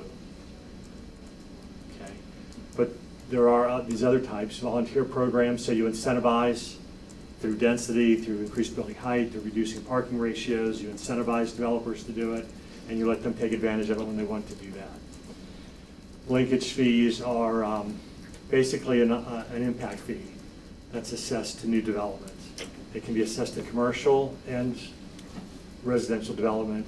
That impact fee funds affordable housing in the jurisdiction. If you saw that or remember that Portland memo, they do have that 1% tax on the valuation of your structure that you pay to the Affordable Housing Fund. If you have affordable units in your project, that's one of the things they rebate back to you. But if you don't have affordable units, you at least still pay into that fund. There are those programs that are just geographically targeted. They're trying to get the affordable housing in the area where it's most needed. So it's only there. And then the fourth are just negotiated agreements. Negotiated agreements really are situations where the development approval is discretionary, like a rezoning. And the affordable units are tied to some type of discretionary approval. Because there are these different types of ordinances to define the problem or to have a clear understanding of our desired outcome is essential. If we're simply trying to create a sustainable land trust, that's different than if we're trying to get affordable units in every project and every new housing development. Those are two very different goals. Bill, why would we just want to create a sustainable land trust? Why wouldn't we let just the market take care of it then? Why do the groups get involved in that? Because the market's not delivering affordable housing in the jurisdiction. That's where I grew up. That's been unaffordable since then, when I was a boy.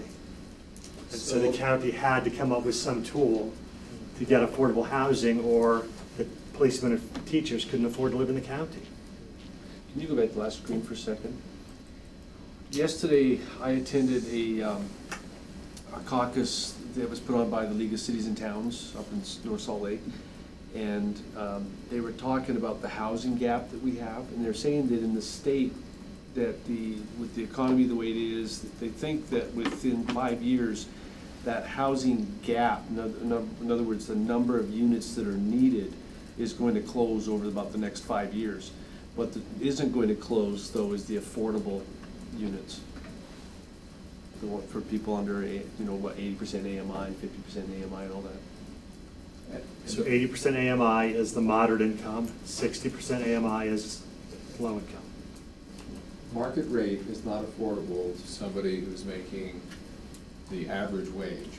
And so if you want workforce housing, and then you do this. So then, but then it becomes a more or less then it's a subsidized housing.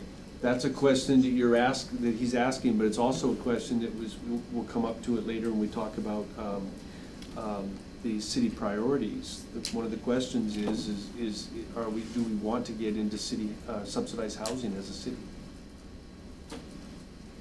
So if we're simply trying to have a sustainable land trust, the 1% tax like Portland does, that I talked about in your memo, that 1% would go into the trust, and the trust would then buy units or build units or do those things. If we're really trying to do the new urbanist, more kinds of philosophies of spreading around income levels all over, then that pushes you towards this option. Okay, so again, having a clear understanding of your goals and your desired outcome, we have to have that before we can do anything to try to fashion some type of tool to fix the problem. Cliff, for this old school conservative, what they're really saying, if we want affordable housing, we're gonna have to do something like this. Yes. We're almost past the point already. Well, we're past the point already. There's not affordable housing in Provo. So if we don't do something, we're just going to say we're not going to have affordable housing, and that's the way it's going to be. It's going to be like Alpine. It's just going to be like Park City was before they started attacking the problem. I'm an old school conservative. This is hard. At the same time, it's necessary. We have to do something. Once the council has given direction on what we're trying to achieve, I think this is essential. We've got to involve both for-profit and non-profit developers in designing the program or the ordinance. Because if we don't, we're just going to have the opposition of those groups. And you either bring them into the tent and make them part of the process, or you're fighting them through the process. So to me, that's very important. I talked about that in the July memo. This very first one is Dave Sewell's comment. We already have the lion's share of affordable housing in the county. If we lead out on this, is that going to create some type of political backlash? If we don't include the Home Builders Association in this, they're going to be the opposition there. Bill? Yeah. We might lead the county in affordable housing, but we still don't have enough. That's right. My kids can't live here, and they make good incomes. Yeah, you're right. Some of my kids.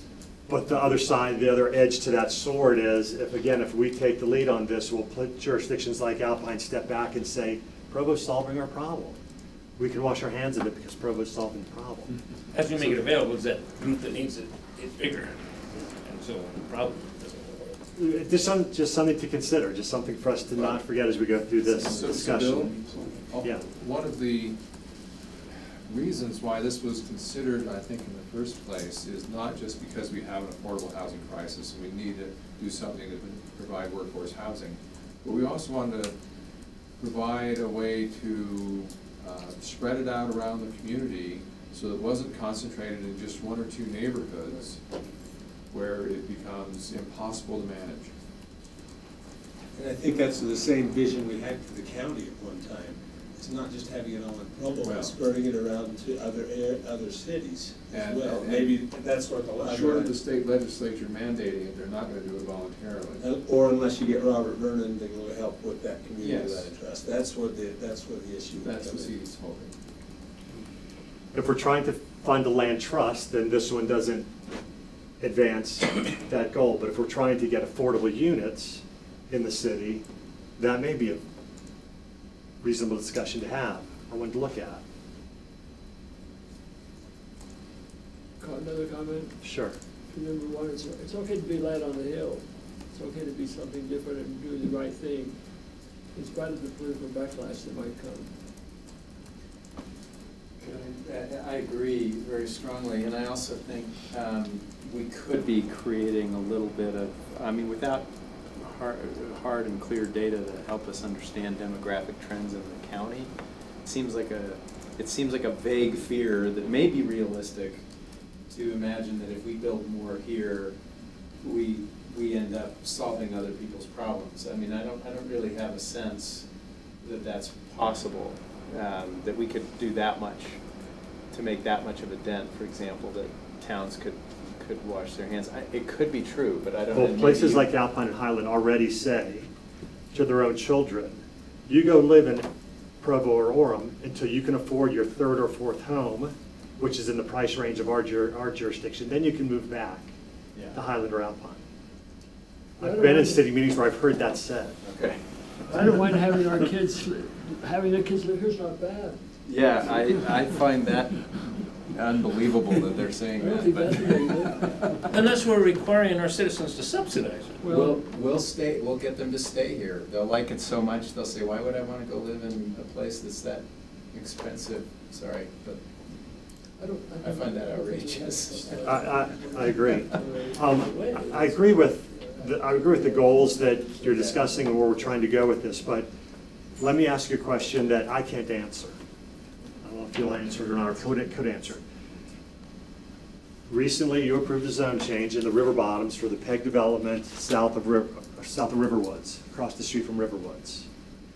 If we had inclusionary zoning in place and then it said that 10 or 20% of those units had to be affordable units, my guess is there would have been even stronger neighborhood opposition. And you remember how strong the opposition was already. So my question then is, if the opposition had been even stronger, would that rezoning have been approved? Yes. Well, we may still have approved it, but you bring up a good question.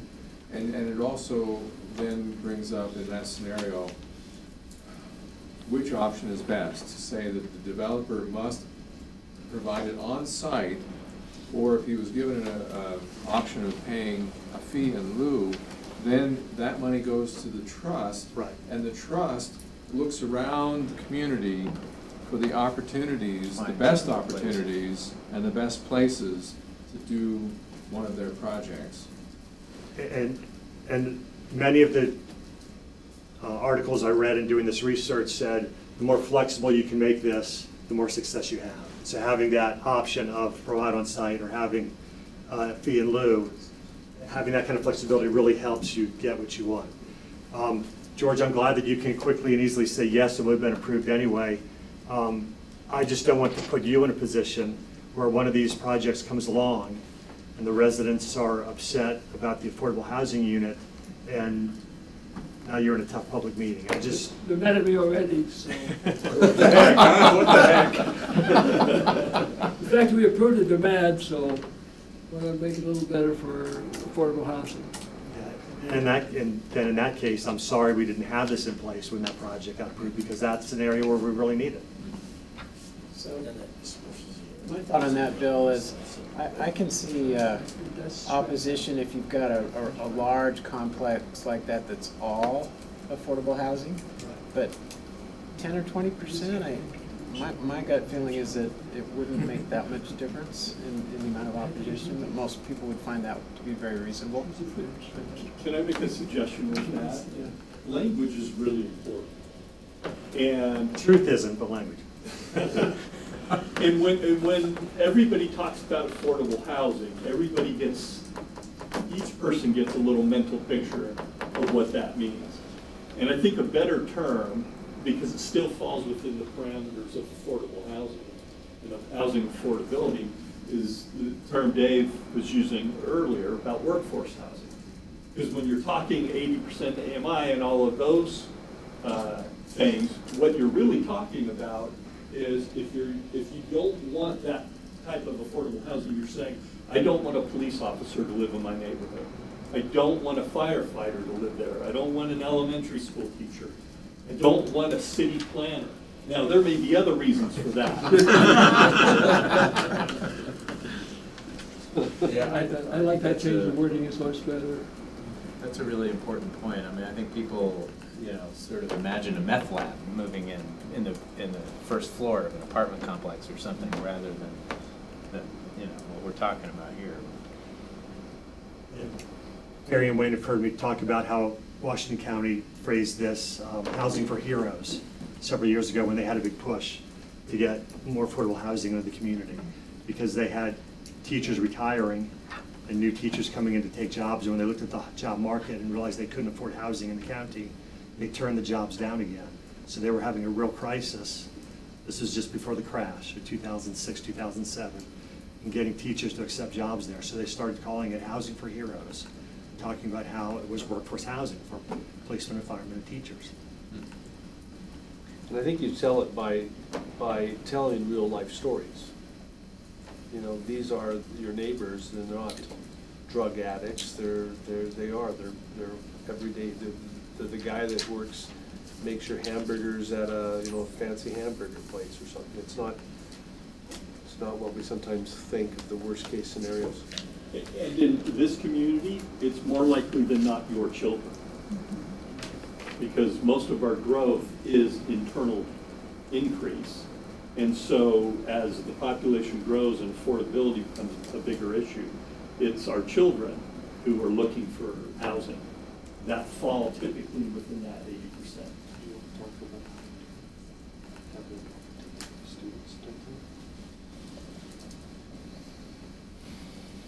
My question to Bill was, how do you address, a lot of times when we've allowed certain things to be built, they get overtaken by students, young marrieds, and everything else. The question is there a way to target this kind of product? Dave, do you have any idea how you target it? I don't know if those married students qualify. They qualify as part of that demographic. So are you accomplishing anything by trying to take them out of the equation? I don't know. Do you have any thoughts on that? Sure, I do. Since you said Dave, I don't know if you were actually talking to me, but I threw it out to any of the Daves in the room. It's just half the room. I personally think that we need to be building the housing for the market demand, where our demographics have demand for housing, and so I think that would be great if they whatever we set up those requirements, like in the cutoffs and the target. I personally think that if someone qualifies for it, if they're a student, if they're single professional or whatever, then great, and let's just build more of it if that's what's needed. And we do have 2 projects in our process and 1 in the queue for that demographic, for married students. That between the 3 of those, it would probably be 400 or so units. So I would say that it depends on what you build. You can compare Startup Crossing to Central Park Station. Startup Crossing filled up with young BYU Marys because it was just studio flats in 1 bedroom. Whereas Central Park Station has just a handful of one-bedroom. There were two-bedroom, three-bedroom, four-bedroom, some of them were townhomes. And they filled up with families who needed the extra bedrooms. So the type of housing you build is very important as to who's going to end up being attracted to live there. It sounds like we need more of all of that. A variety. So I guess I would just ask the council, what process do you think we should go through to answer the initial questions we had about your goals and objectives in trying to model or fashion a program or ordinance? What would community development suggest? You're our experts, we look to you. I think we have 3 council members on the housing committee already. Is that a place we should start to try to get some definition, and then you can send that back to the rest of the council? That'd be great. George, you have a motion? Yes. I move that we move this to the housing committee. Okay. I'll second that. Okay, motion second, those in favor? That passes unanimously, and then we'll just look forward to recommendations. Thank you. I just want to point out that I think inclusionary zoning also, the neighborhood definition that you read from your new Urbanism Conference talking about diversity within the neighborhood. It's part of what this can help accomplish. Let me throw out as well, and I'll be bringing it up to the housing committee, but I wonder if saying, okay, 10% needs to be, you know, income qualified at 50% AMI or something, and then the other is just whatever it is, you can almost kind of set up this 2 tiers of housing types. Maybe that works just fine elsewhere, but I almost wonder if you could say housing that's going in, no more than,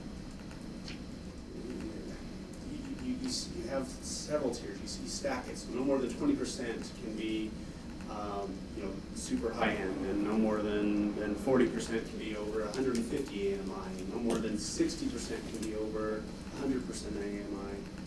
I think it was 80% on the numbers I threw down. No more than 90% can be over 80% AMI, and no more than 90%, whatever. The point is you're basically saying you have to have housing across the spectrum, and that might be...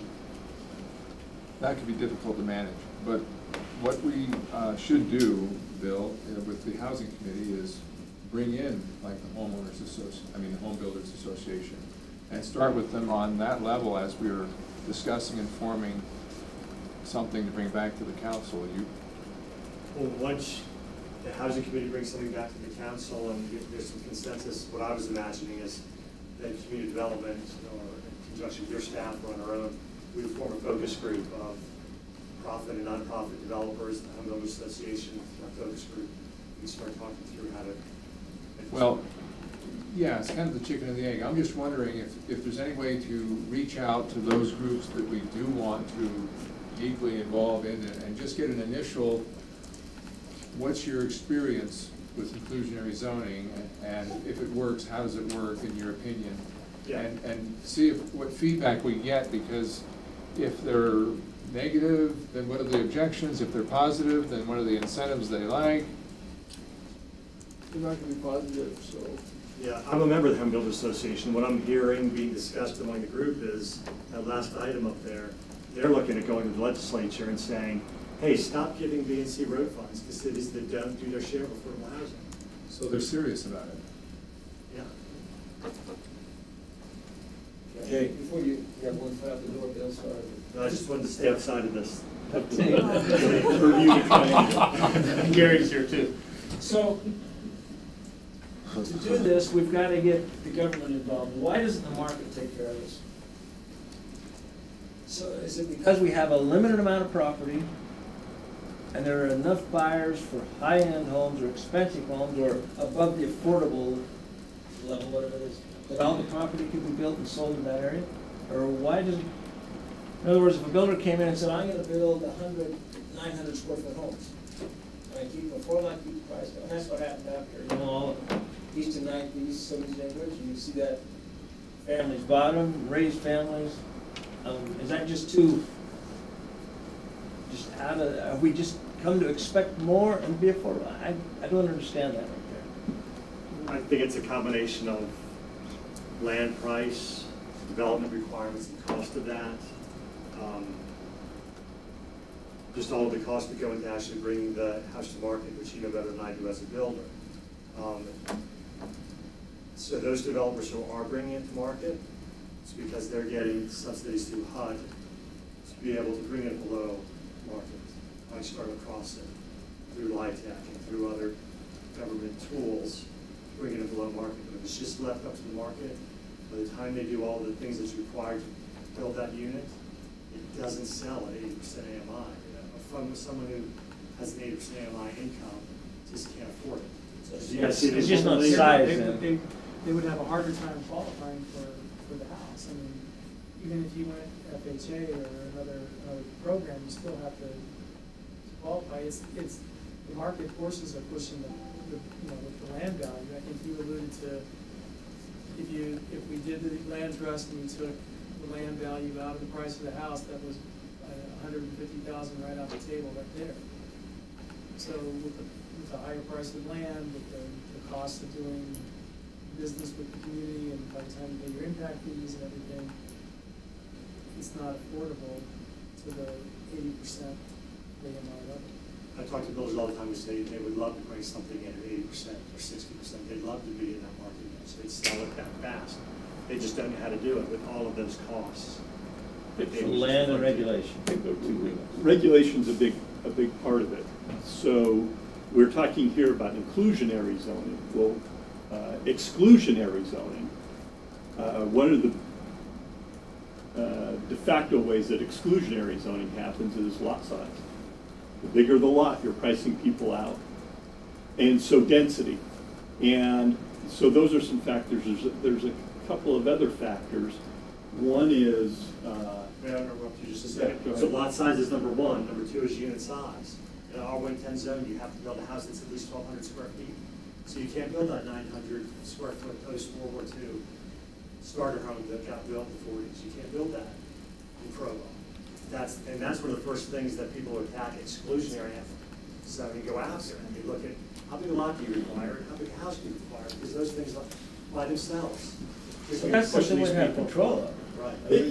And I'll tell you, throw away that 1,200, let's put on 900. There was a distinct effort years ago, about 20 years ago, in the city to increase lot size and increase home size, especially on the west side. And the effect of that, or a partial effect, is it does make housing more expensive.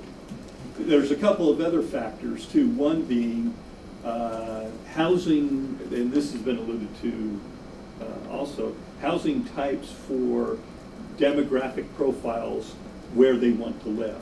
There's not a lot of young single professionals that want to live in a community that has half-acre lots and really big home sizes.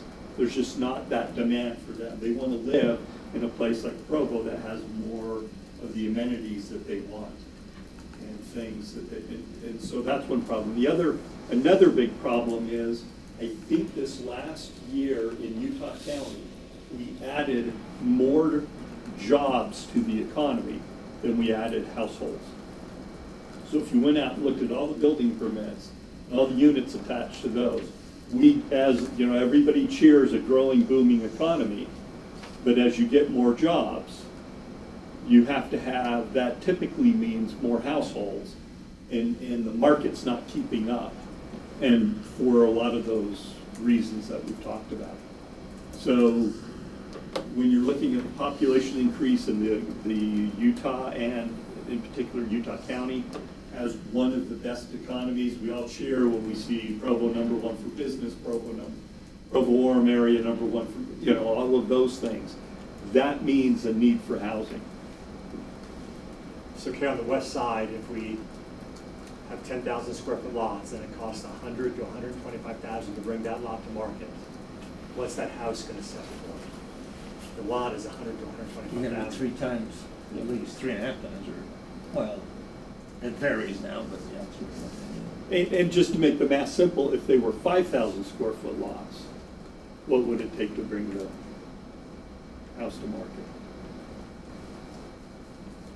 Well, probably, Yeah. but I don't know what it is.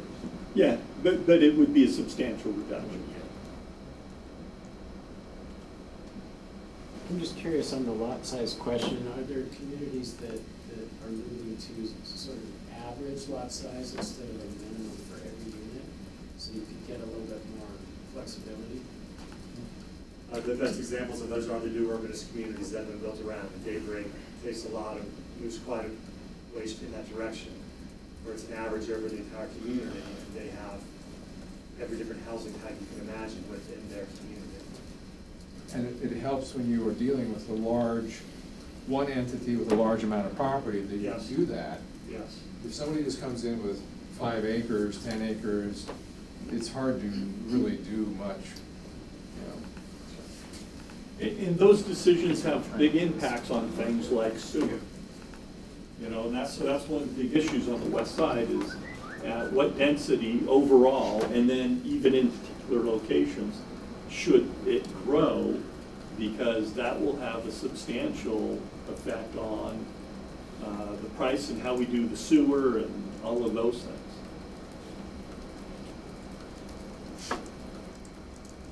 Very good. Any other question? We'll just look forward to that coming back then to the council. Meeting and ended on a downer. We'll be back in 10 minutes, Gary, and then you can bring it up again. Okay, good. Gary, I'm just glad there's young guys on the council that can solve this.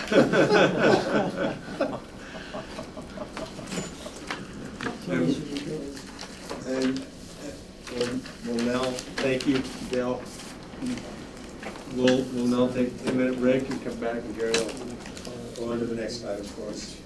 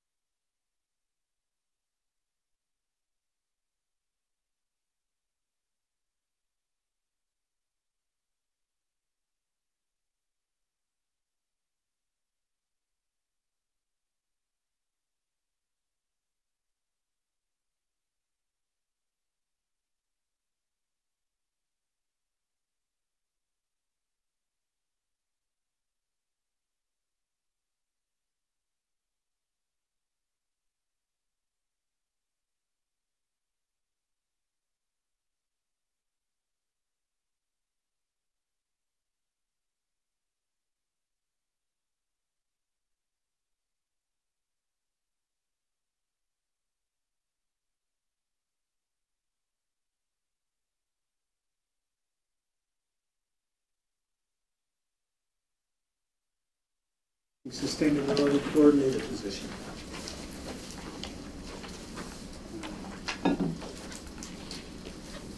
Okay, as you remember, in our last budget, we have put together the parking administration and a desire for sustainability into one position. And so now having that position, we've been able to go through our internal process. I almost said eternal process. Sometimes it feels that way. Go through our internal process where we review the job description, look at all of the issues to make sure it fits and where it should, and at the grade levels we've been able to take the job description. We've worked with the sustainability committee.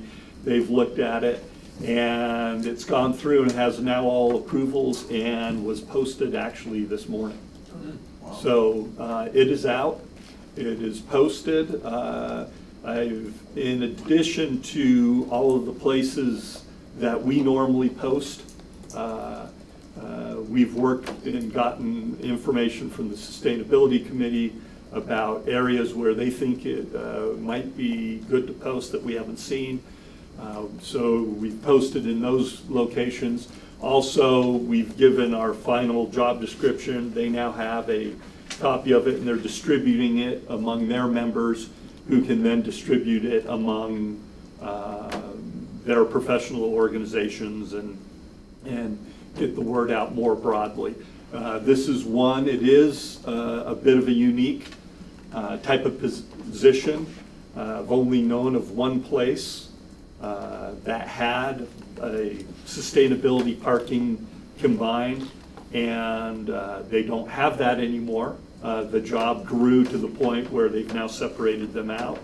So we've been working with that committee, that group, to try and get this broadcast as broadly as possible to hopefully increase our ability to reach qualified candidate pool. What does it pay? It's a grade 31, and I think it tops out at 80,000. I'd have to double check my notes, but I think that's where it is right now.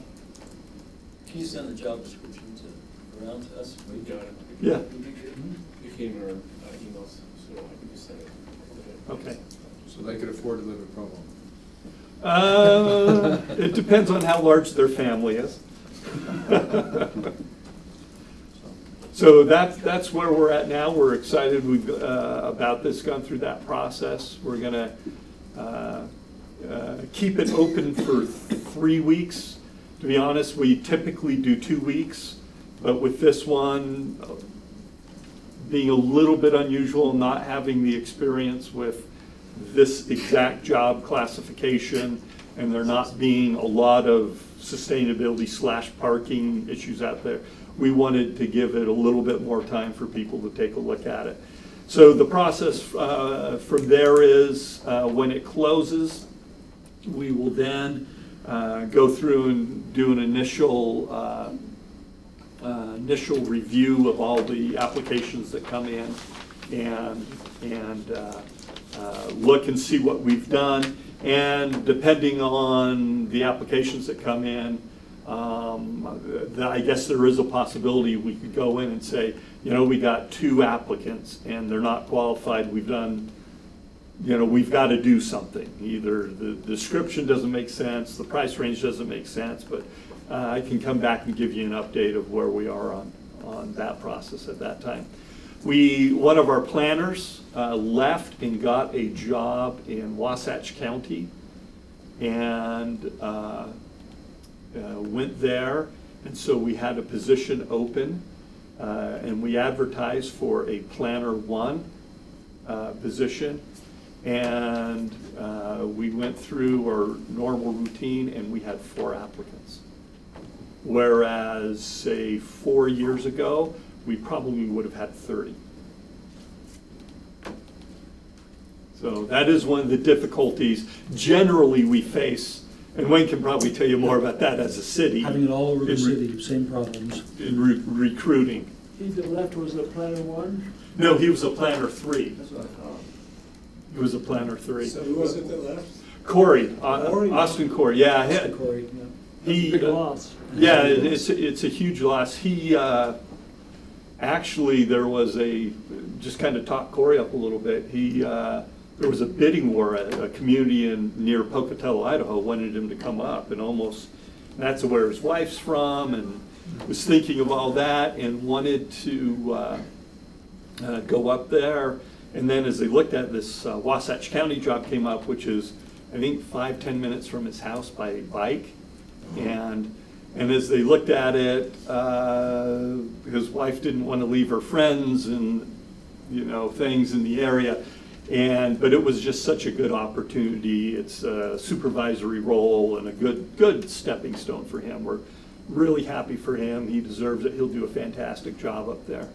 But again, 4 or 5 years ago, we easily would have had 30, if not more, fairly qualified applicants. We had. Do you know why? I mean, if it's citywide? Is this because people are not going into job market? It's the job market. The economy is so good. Everybody's working. And so one of the things that we try to do internally is we like to do a lot of cross-training and things like that. So the job, we had 4 applicants, and frankly 3 weren't qualified. And so we had only 1 qualified applicant who was an internal applicant, zoning enforcement officer, who actually has a master's in urban planning, but was taking the job here in our enforcement, and so he ended up getting a job. We're excited. He's got a lot of great, and so when we do that, and for Carrie, it's not by design, but it kind of ends up being that way with enforcement. We get a lot of people with some planning background. We need that. We try to make sure as they come in that we train them, we give them some assignments for planning, and it's a little bit of a farm team, and trying to find really good candidates internally. So, yeah, I got one question. That the city that you did it before that had the 2 together, which city was that? Was it Fayetteville or? How big is that city? Is that, and why? And then they just split it. They just. My understanding is they did it together because they wanted sustainability and they had a parking issue, and that they've now grown to the point that they felt it really was a full-time job for both positions. And I think that we've talked about that before, that right now, if you were to ask me, is parking administration 100% full-time job, I would have to say I don't think it is. And sustainability, is it 100% full-time job? I don't know for sure. My guess is no right now in the city, but that we would combine them, and it was a way to get our foot in the door with sustainability and continue the progress that we've made in parking. And then we just keep an eye on it, and then as those issues or needs, if it ever came time to separate those, we would do that, and then we would reevaluate whether sustainability makes sense in community development or in some other location. How big is Fayetteville? No. I don't know off the top of my head. My memory is it's around, I think it's smaller, but it's fairly close to our size. Yeah, somebody could Google that, but by the time it'd take me to go back to my office and look it up. Fayetteville, Arkansas was the city. Yeah. Oh, so it wasn't North Carolina? 2016 population is about almost 84,000. Yeah. A little smaller than we are. Hey. Man, it's hard to sit up here and talk when people have Google and can check everything you're saying as you're saying. Hey, thank you, Gary. Let's move on to item number 6, a discussion on parking permit program destination designation. All right, council, we wanted to come before the council today. We have a concern with how the permit parking program basically there's a few holes that we feel like that are in it. And so just to kind of take a brief minute, in your materials, we put this document PCC 9.80.070, permit parking areas, to kind of address some just a few of the concerns that we feel, and Gary has a lot of history with this, and so he's going to take a minute here, but just to identify just a handful of areas. One of the things that is kind of lacking, and we got a couple of permits this week, permit applications this week from residents. In the code, it says that you must submit a petition which shows the names of the residents in the proposed permit area who favor the proposal. But that's kind of all it says, and so it's a little bit vague in how we're supposed to interpret it. Should there be a certain number of residents that favor it, a percentage of residents that favor it? We don't really have an answer to that, and so. Is this Joaquin? No, the one that we received this week that had only one resident's signature was from Pleasant View. And because the way that the person read it, he felt like his signature was sufficient to get this permit proposal passed. And so... and they have a current program there. They'd like to expand it a little. Yeah, they do. And so he'd like to expand it. But he said because he signed it, he felt like he'd done all that was necessary. And maybe that's what the intent originally was. But we feel like this could be something that we could flesh out and maybe find a few other flaws that are in this code if we were to refer it to the Policy Governance Committee and have them take a look at it and kind of ask some questions. There's a couple other matters, but Kelsey put this memo, this legislation together, and she highlighted a few of the concerns that we had as a staff. So let me just make that a little smaller so you can see the comments. And so under 2C, this is where most of our concerns come from. The first one, as you can see, she recommends at least 51%. It can be any number really, but that's just, that kind of addresses one of the concerns. The second one is to revise the language to say that a form is approved by another position or a department. But right now it says the city permit parking coordinator, and we don't have, A, we don't have a form that's been approved, and B, we don't have a permit parking coordinator currently. And so we feel like that should also be fleshed out. And then the final of the three things that we wanted to bring up is to briefly outline how residents should submit the proposal and the petition, because currently it says to submit it to council. And it probably could be fleshed out a little bit better just to make the process clear to residents when they want to make a petition for a permit parking area, because right now there's a little bit of a, we're not really sure who's supposed to take charge, and so that's kind of where there's a little bit of a need for some clarity. And so I'll turn the time over to Gary. I'm available to answer questions as well, but he's going to give a little bit more historical context about the code, and I believe you wrote it. Was that correct? Well, this is my fault. I didn't mean to say that. So. My apologies. The problem with this. Gary, I think you should just blame Neil Lindbergh. I always do. I take full responsibility. The Joaquin neighborhood goes from where to where? Roughly 9th East over to University Avenue, east-west, and then north-south is Center Street up to the BYU campus. Could somebody in the south part of the Joaquin neighborhood say, we want a parking program that would cover that whole neighborhood? Yeah, theoretically they could. Would that even make sense given the demographic difference between the apartment owners? I had an apartment owner representing apartment owners say they want to put a parking program. The people in the south end want to put a parking. Why would they have jurisdiction over our area for something as changeable as that could be? Yeah, and I think that kind of underlines some of the terrible drafting job I did with this. I did work with Neil Lindbergh. Did you hear that thump thump? That was me throwing Neil under the bus. It makes sense in separating those neighborhoods. Could that be? I'd like that to go to some committee at the council, because it doesn't seem like to me that the one side represents the other side at all. And that's one of those issues that's come up occasionally over the years, that I think some serious thought ought to actually go into whether there should be a North Joaquin neighborhood and a South Joaquin neighborhood. So how do we get, Cliff, how do we get that on the table? To change the neighborhoods, to split the Joaquin neighborhood.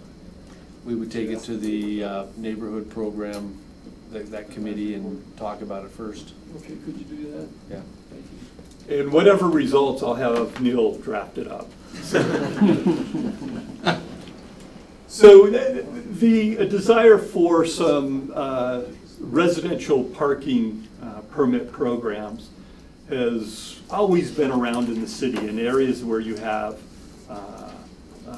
a lot of people coming into a neighborhood and parking, or a lot of parking issues for a variety of reasons, and every area can be a little bit different. And so several years back, probably more than several years back now, the city, we came up with this process, and at the time, really it went first to the council for a meeting and a hearing to have a conversation about, does this even make sense? Do we even, as a council, want to really go down this road?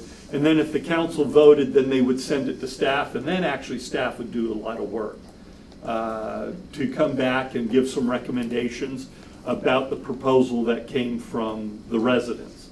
And in there it said a petition, but it never really said how many people, and was this, it was really intended to be more of kind of a political gauge of what to do with it. I think enough time has passed that the structure of this ordinance itself just doesn't make a lot of sense. And so we got some calls earlier about people working on the idea or possibility of a residential parking permit program in their neighborhood. Was able to talk with that process with Kelsey. In the past, it would initially just go to council. There would be no application or anything to community development. And so I think what I like the recommendation of sending this to the governance committee and maybe allowing us to go in and update the language in the process that this ordinance contemplates. You know, one of the questions is,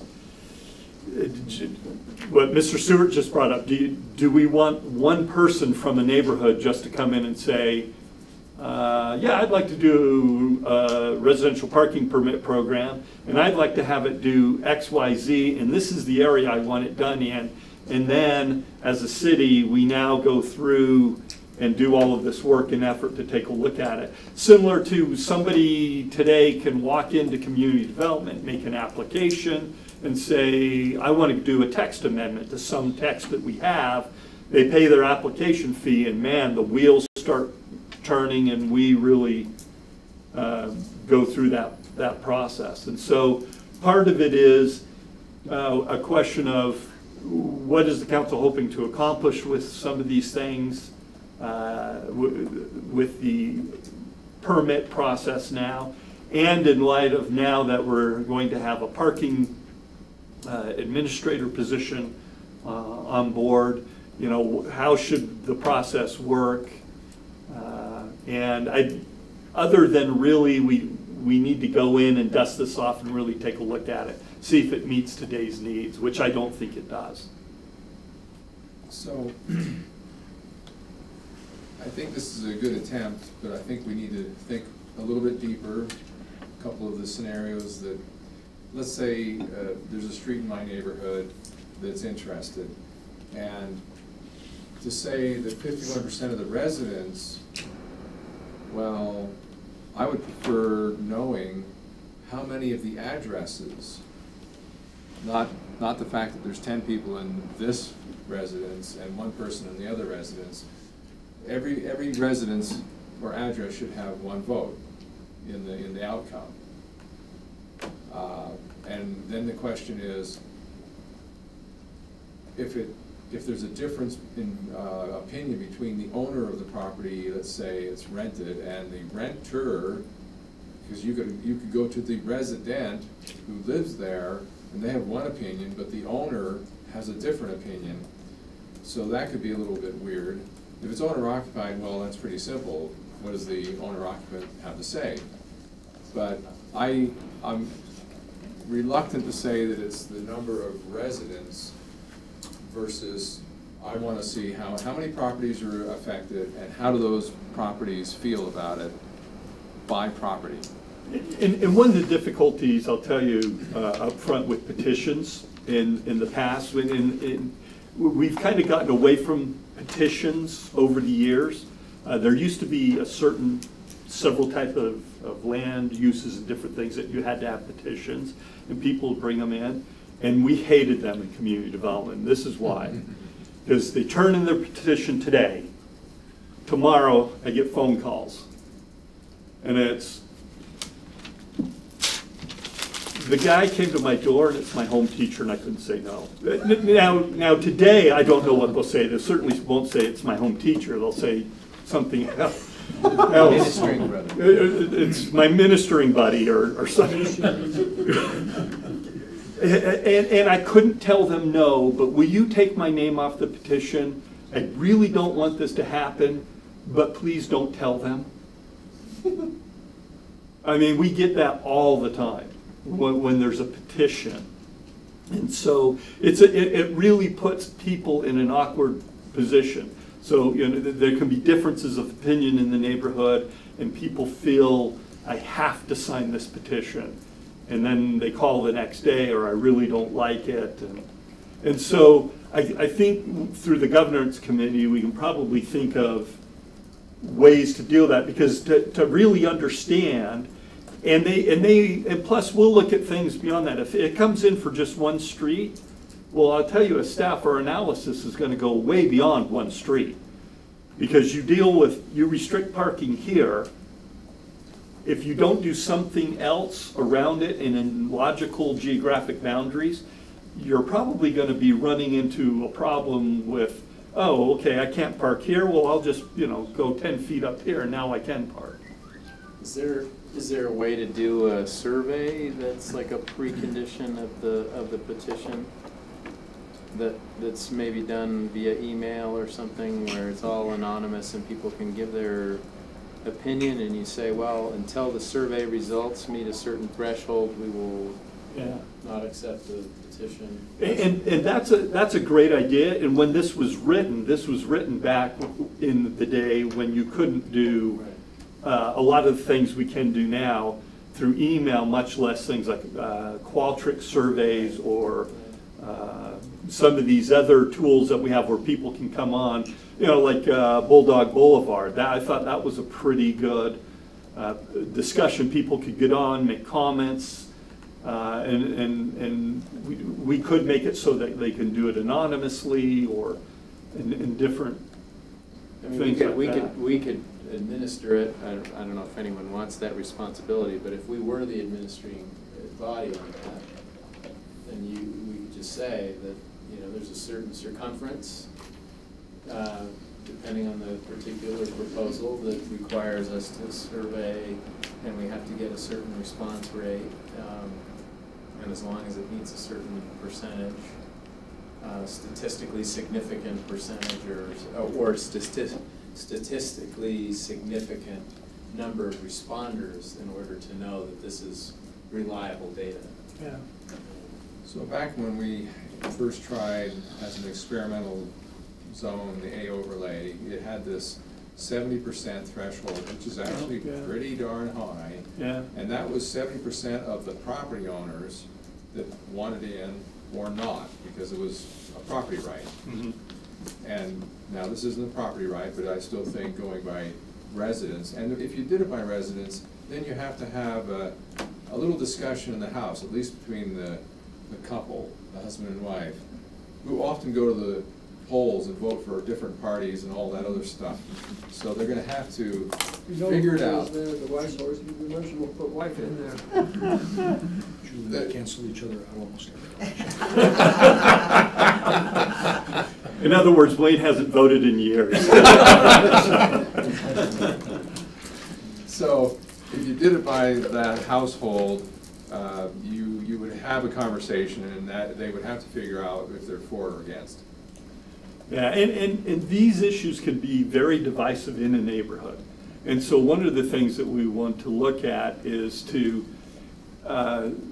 parking permit programs can be an effective tool and can be a good tool. They're not a magic bullet, they're not appropriate in all circumstances, they need to have some variability with them.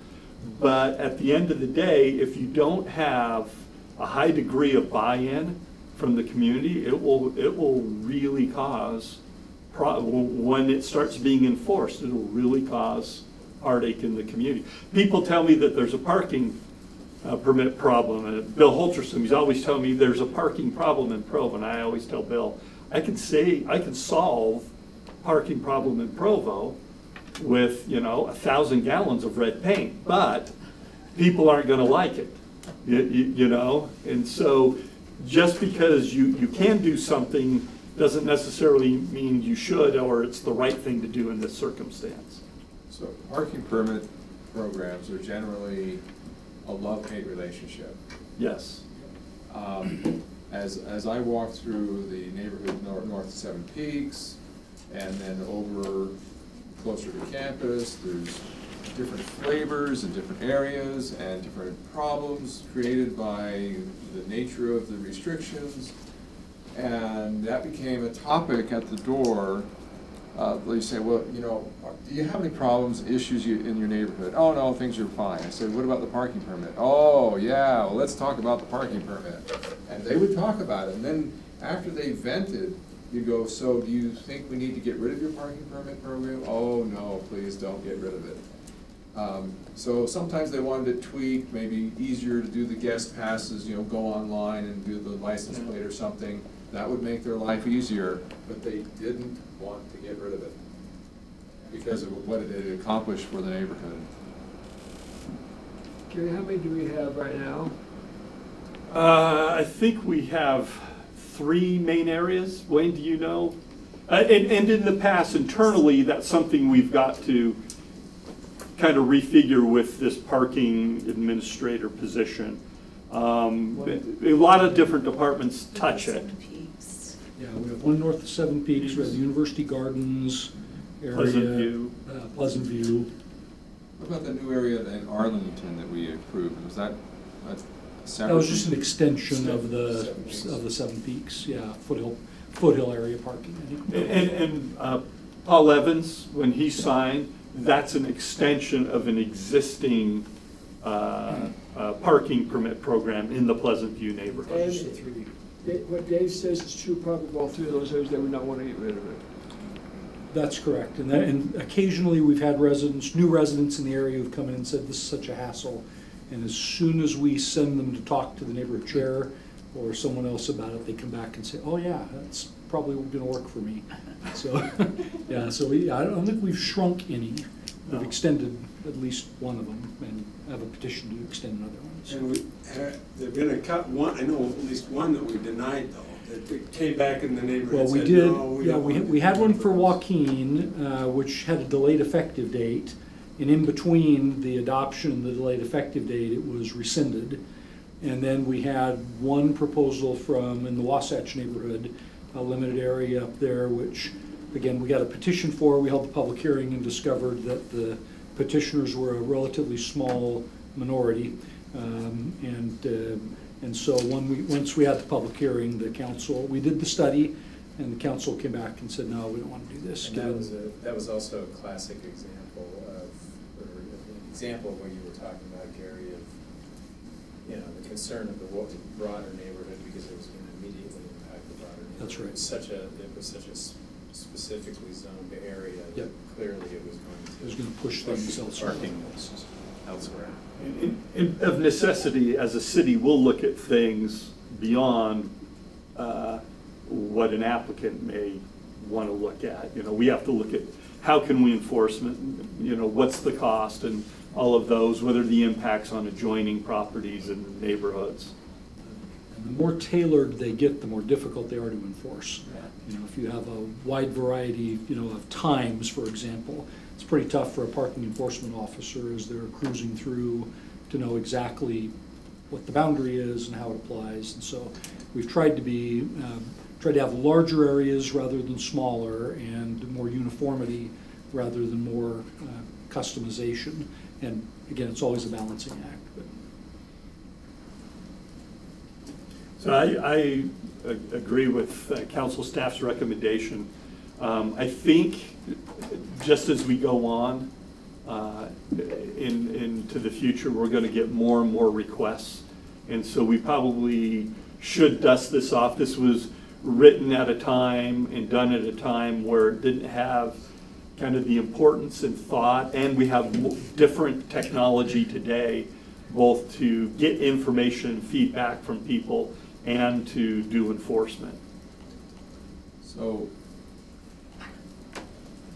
the question, since there is one on the table in the Provo South area on Slate Canyon Drive, was who gets to vote on it in the neighborhood? And you know, do you have a whole neighborhood meeting and everyone comes and says, oh, I'm for it or I'm against it? Well, basically it's the residents in the proposed area. So if it's just one street, the people that you want signatures and feedback from are those on that street. Now, as Gary said, it can have other things that you need to consider, but if the surrounding people that have been perhaps parking on that street say, oh yeah, we don't want to lose our parking, they can't outvote the people who live on the street, because it's the people on the street that are the ones who get to sign the petition. Well, but you see, it goes both ways, right? I mean, because in my neighborhood, it was the people outside of the boundary opposed it because they knew that if the parking permit were imposed, they would end up getting. And that's where Gary looks at the implications and says, you know, if you're going to do this, you need to do it perhaps in a larger area or in a certain way, but it has to start somewhere. Yeah. And I guess your point is, in that case, they felt like they would be negatively impacted, but on Slate Canyon Drive, it may be the other way around. Yeah. Which is to say, this is a really complicated thing. That's right. And we typically don't do easy. And I don't know if it's because we complicate it, or is this a causal or a... So are you asking then that we send this to the policy governance? Well, there's really two issues. One, the overall ordinance. I would say, yeah, let's go to the policy governance. We can sit down, meet with them, and talk through in a format where we have more time to be able to really thoughtfully go through some of these issues and come up with some proposals. I like some of the ideas that Kelsey has here as a start to go through them and talk about them. And then the second one is you've got two applicants, in essence, out there with parking permit program requests. And so there's probably a couple of things you could do with those two requests. One is, well, let's wait and see what we want to do with the ordinance and into the future, or go on the basis that we have in the past, hold a public hearing, get some input from it, and then if you are inclined to have it further investigated by staff, then the ordinance gives us, I think, 120 days, something like that. And as a city administrative staff, we then go and look at the proposal, come back and make a report back to the council. I think this is a little bit, it is complex, but it's a little bit different than, let's say, if we're doing a, what do you call it, special improvement district, where you have to have a certain percentage, is it maybe 51%, or otherwise it doesn't fly? Or if you're doing an annexation proposal and you have to have 51% of the property owners, or it's not going to be valid. In this case, in order for us to take the time, you do want to see a significant show like 51%. However, that doesn't preclude the fact that maybe even the council or community development could say, you know, there's an area that we really have to have a program, and there is not a majority of the residents who want it, but it's needed. Yeah. And so the 51% is not a minimum requirement for us to be able to put it in. It's just a really important gauge of public sentiment, and then we have to make that hard decision. Yeah. Okay, very good, so then we will look for the do we need a motion then maybe? Do we need a motion, Brian? Do you need a? Or just a comment just now? Well, which committee? policy member. Oh. Oh, you must have. Well, the neighborhood is a different issue, isn't it? Well, we've talked about really three issues. One was, should Joaquin be split into north and south? And that should probably go to, I think, the neighborhood advisory board for discussion recommendation back. Then there's this ordinance, the ordinance that you see in the book. That's one that I would like to sit down with the governance committee and council staff and go in and update this. You know, I think we haven't really looked at it in years, and I don't think it suits our purpose now.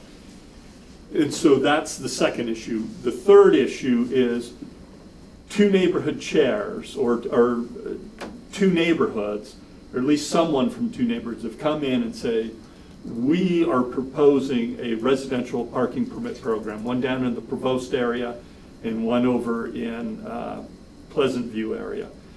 And in the past, how the council would handle those is they would schedule it for a hearing. They would invite the applicant and send out notice, and anybody who wanted to come could come in and say, yeah, we should or we shouldn't have one, and then the council would make a decision. And if the council said, no, we don't even want to go down this road, it would be over. If the council said, yeah, we need more information, look at it, they would then refer it to the administrative staff of the city. And so community development, it involved community development, licensing, police, parking, you know, public works, everybody. We take a look at the specific proposals that have come into the council, and we would return in, I think there's a deadline of 120 days, and report back to the council of what our findings are with a recommendation. And then at that point you would make a final decision. And so those are really kind of the three items there. I think I only care about the last two.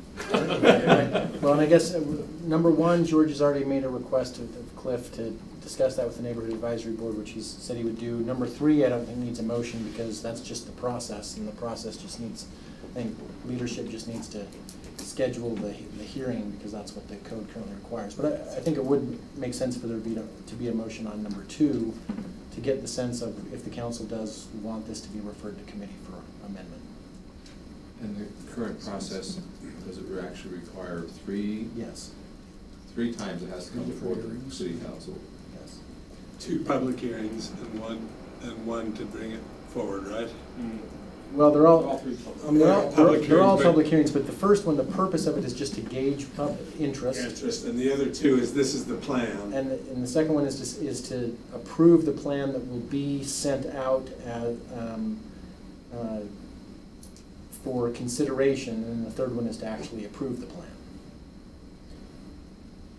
Okay. Can I just make one editorial comment about the Joaquin thing?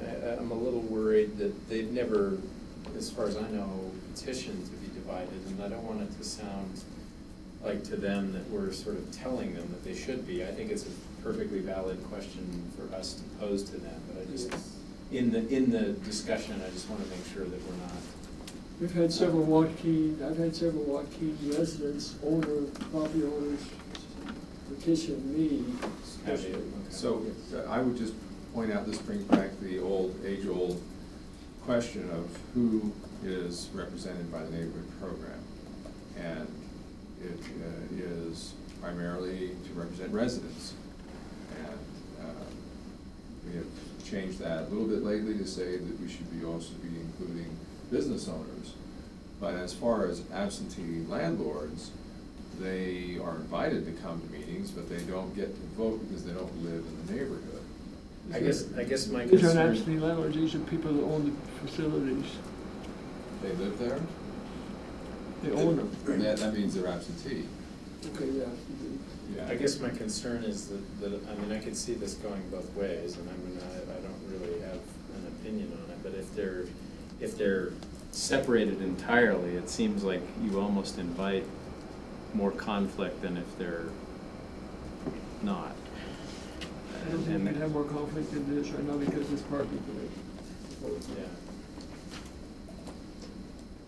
Yeah. And I do, I've talked with people in the Joaquin neighborhood.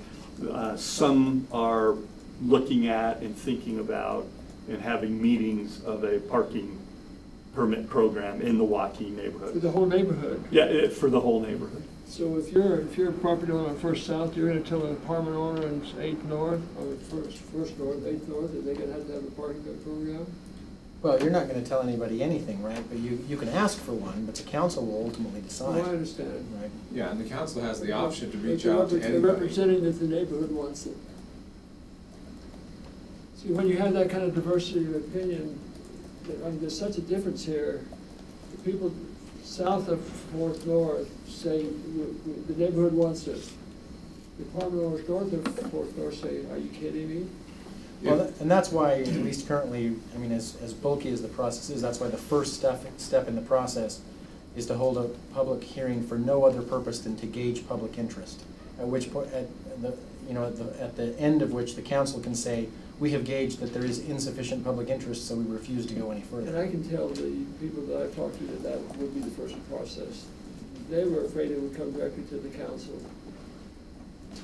Yeah, well, Not for with the not for proposal. approval. Yeah, not for approval, just for public interest.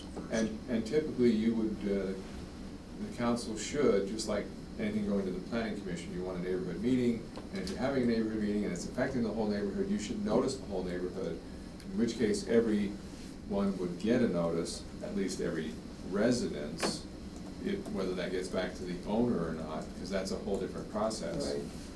But having everyone involved is important.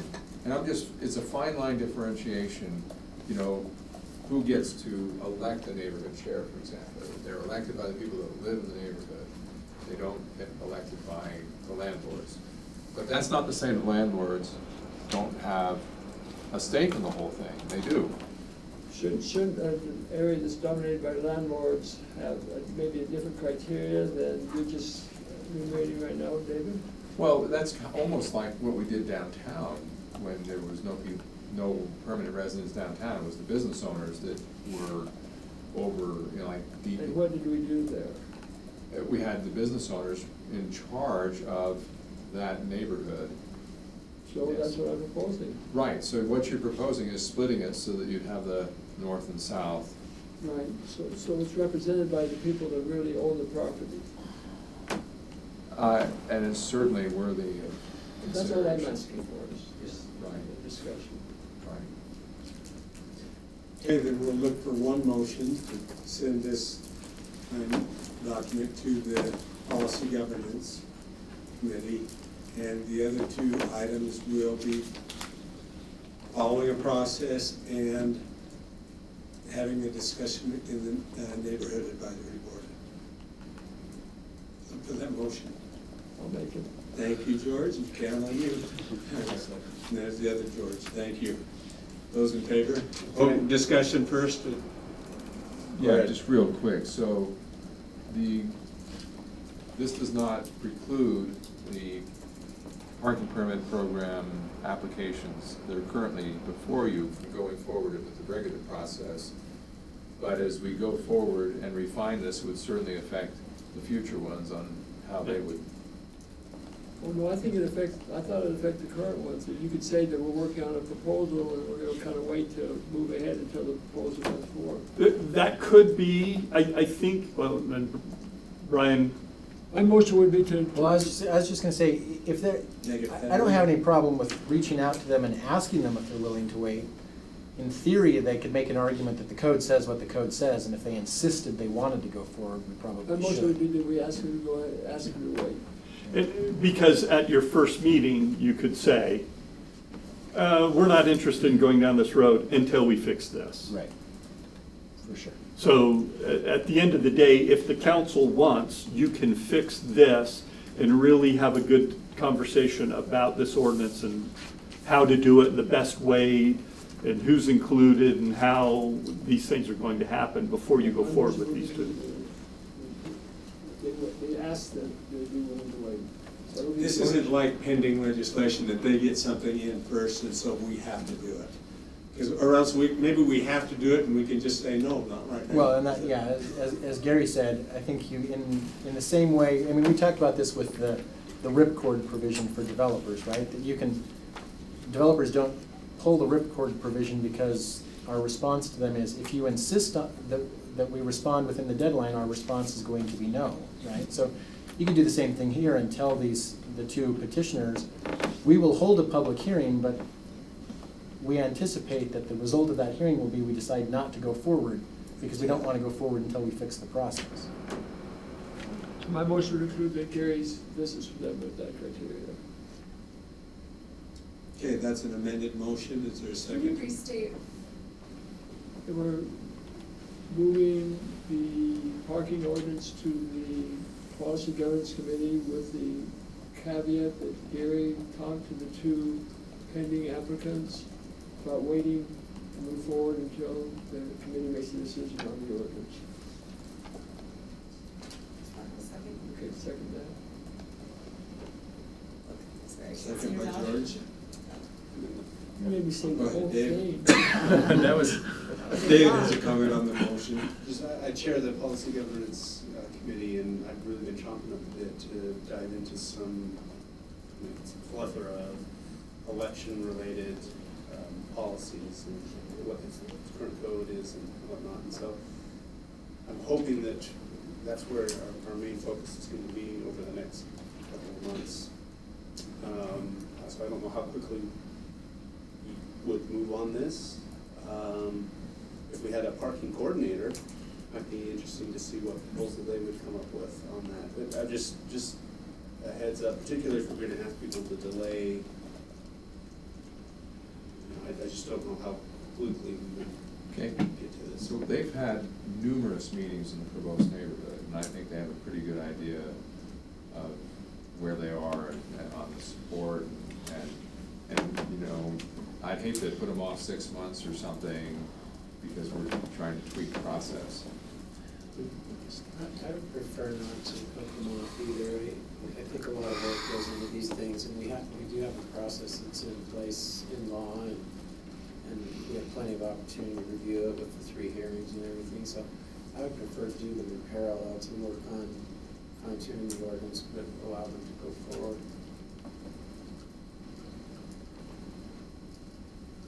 Even both of them, I see one sounds like maybe should go forward with the other one, sounds like it's one person asking to do something. Well, and then we could just. We still have the mechanism Right. to assess that and decide that's not good enough for us. Is the motion as stated okay then? I would prefer not to ask them to wait, so that would be I would prefer to drop the. Yeah. Just like community development work on that on their own. Well, I think I'm persuaded. It's just the original motion, just take that out there. Unamended motion. So we have an amendment to the amendment, is that what we're talking about? We have an unamended. Returning to the original, okay. Back to the original motion. And George, does that second still hold with the original? With the amendment. Which is basically to let this go to the Policy Governance Committee. Yes. Okay. Those in favor? That passes unanimously. Thank you very much. And we skipped an item today, and we'll probably want to skip it until next time. Is that, or do you want to do it? I think we can do it fairly fast unless council decides that, that they want to go over it in great detail. The last time we met, We have no closed meeting, I just checked that to make sure. We don't. Okay. The last time we met, where we discussed the priorities, and Bryce, can you bring those up? Yeah. Last time we met, council was pretty comfortable with the first 4 policy issues, and then there was some uncertainty about what was happening with the general plan. And then we put it off until June 5th, and for some other reason we didn't do it on June 5th, and of course summer transpired. But, oh, was that, okay. That's the one you said, is that the one you want? Yeah, I'm not used to looking at it this way. You want to clean it up? Yeah, just put it, just close it to take all the, how it looks. Okay. Okay. So this is where we've landed so far. We talked about having 5 priorities: affordable housing, budget for outcomes, economic development, zoning compliance, and Vision 2050/general plan. So I'm going to skip to the very bottom for a minute. The general plan, one of the reasons we weren't sure what we were going to do is we thought we'd do the general plan and then we would do start on Vision 2050 process again. In adopting the general plan and hearing from the Planning Commission, the council moved to have the general plan go back to the Planning Commission to do a new one, and that would include a Vision 2050 process. So the question I have for you is whether or not you want to include this as one of your goals. And there are arguments to be made for and against. One of the arguments for is that you as a council continue to monitor the progress of a general plan and Vision 2050 process and work with the Planning Commission and Community Development Department insofar as possible. An argument against it would be just to leave it to their process and revisit it when it comes back, however long that takes. The one change we made to this draft was I did add general plan back in from the 2050, and this had been key stakeholders or something, and I think the word that was preferred in June in the May meeting was partners.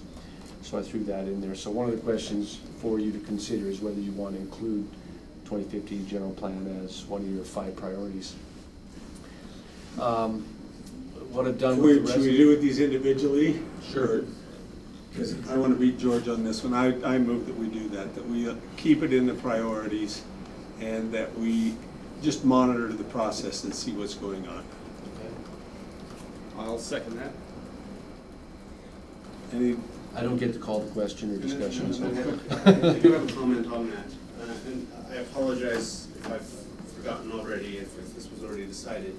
But it seemed like, now that I think about it, it seemed like we were saying, are we going to do the general plan first? Are we going to do the vision first? And the idea was that at one point we talked about doing the vision first and then the general plan. But then it sounded like, well, we wanted to get what we had done past in the general plan. But right now it sounds like we've asked the Planning Commission to go back and work on the general plan. Did we want to go through a process, and Wayne was pretty clear on this, if we're updating Vision 2030, Vision 2050 or whatever, I mean, I felt like you felt pretty strongly that we needed to do a significant community outreach on that. I thought we did. I thought that that vision was already done, and in 2050 we took it to all the neighborhoods. Bill spent many, many nights going to the neighborhoods. 2050, you'll remember, we kind of delegated chapters to boards and commissions generally, so we had a sort of smaller public process, but probably more informed and involved residents, and then we took the results of that and offered to go to neighborhood meetings. We did quite a number of them. So I don't think I would argue that the process up to this point hasn't been robust. You may want to do something more general. That's been kind of a specific feedback approach, but I'm not uncomfortable with the level of involvement that's happened so far. And so we feel that the vision is now rolled into the general plan already. Yep. And so we're comfortable just. And we've asked the Planning Commission and the Community Development Department to go back, and what we've done is we've updated it for where we are today. And we've asked them to go back and start a new process to do a much bigger review and update on the whole general plan process. And so I see the opportunity for the Planning Commission and the Council to expand on that vision should they want to at any time during the process. Right. Thank you. Okay, the motion and a second. Is there any more discussion on it? The motion was what again? Was to continue to have this on as a priority for the council and monitor the progress as Planning Commission goes forward. Is that right, Elizabeth? Yeah, and if you see this one, this is a desired outcome. Yeah, I just want to make sure that, given what happened already with this and that it's back there right now, I don't want to run interference on that. I'd love to get updates from them, but I don't know what that means to sort of keep track. Yeah, I don't think we want to control the process, yeah, but we want just to sort of, monitor it and just say what's going on. So maybe the motion, if I could suggest an amendment to it, is to keep it as a council priority, but leave control of the process to the Planning Commission. Yeah, I mean, at this point, even though it's not specified there, that's where we are in the outcome process, right? We're waiting to get feedback from the Planning Commission. So one way to get feedback is, yes, you can meet with all of them, or you could just meet or ask their executive director, who we see almost all the time, and then again, say, how's it going? Yeah. So I'm comfortable with that amendment. And I am. You okay with the second still? Yeah. Okay, we'll call for a vote. Those in favor? I apologize, I didn't hear the motion. Would you mind restating it? So the motion was, so the original motion was to keep the general plan in the council priorities in order to monitor progress as the Planning Commission completes their review. And the amended motion is to keep this as a council priority and leave the control of the process to the Planning Commission. So I believe there was, Bryce, if you go back up, or Cliff, if you go back up to the general plan, there was I think an item there, establish a process to monitor targets and keep track of progress. I think it sounded like the amended motion, it was a little less formal as far as letting the Planning Commission do their process. Yeah, you okay with that then as far as the... Okay, now we'll call for the vote then. Those in favor? That passes. With the understanding that we're still going to have the executive director come in at times and let us know what's happening. Oh, yes. That's part of it. That's still part of your purview. We don't want to get at the end and all of a sudden find a plan that we can't even Right. accept. Right, well, you could also have, periodic joint meetings with the Planning Commission again and talk about how it's going and how we can help. And and I appreciate that, George. If any council members hears of anything and would like to get that, please let leadership know, whether it's this year or next year. Just say, this is what I heard and it concerns me. Gary, will you come in and let's talk about this? We don't want a final document to come that we have never reviewed. I agree. I don't anyway. Okay, so the next one is zoning. I'm going to reverse order here. But the next one is zoning compliance.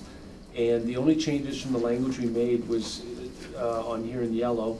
And the desired outcome would be to develop a holistic approach to evaluating zoning enforcement solutions in progress. And if you recall, the council adopted a strategic plan, I think it's 7 or 9 parts, a strategy for zoning compliance. And the committee is kind of a little bit on a hold right now, but the intent of the committee was to continue working on the process and the various suggestions to help with zoning compliance. The one question that got asked, and I didn't know how I wanted to state this in here, but this was the question that was asked at the last meeting, was that we should have a policy discussion surrounding the scope and definition of short-term rentals.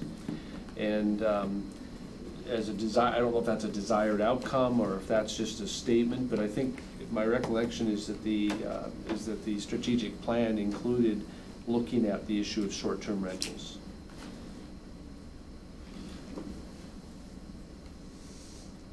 And so if I were to make any changes in here, what I'd probably do is desired outcome is not